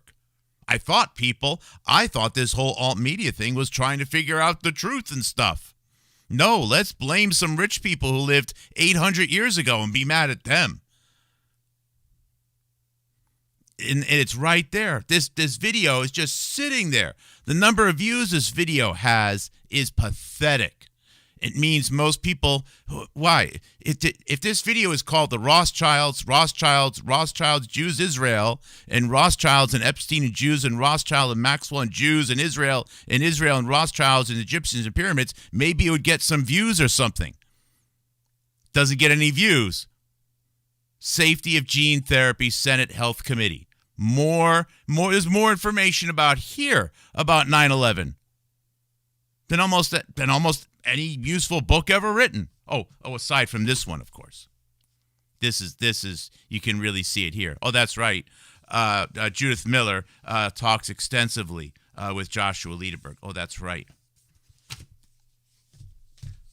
Thanks for being present during this RIP session. Thank you. Take care. Good night. God bless.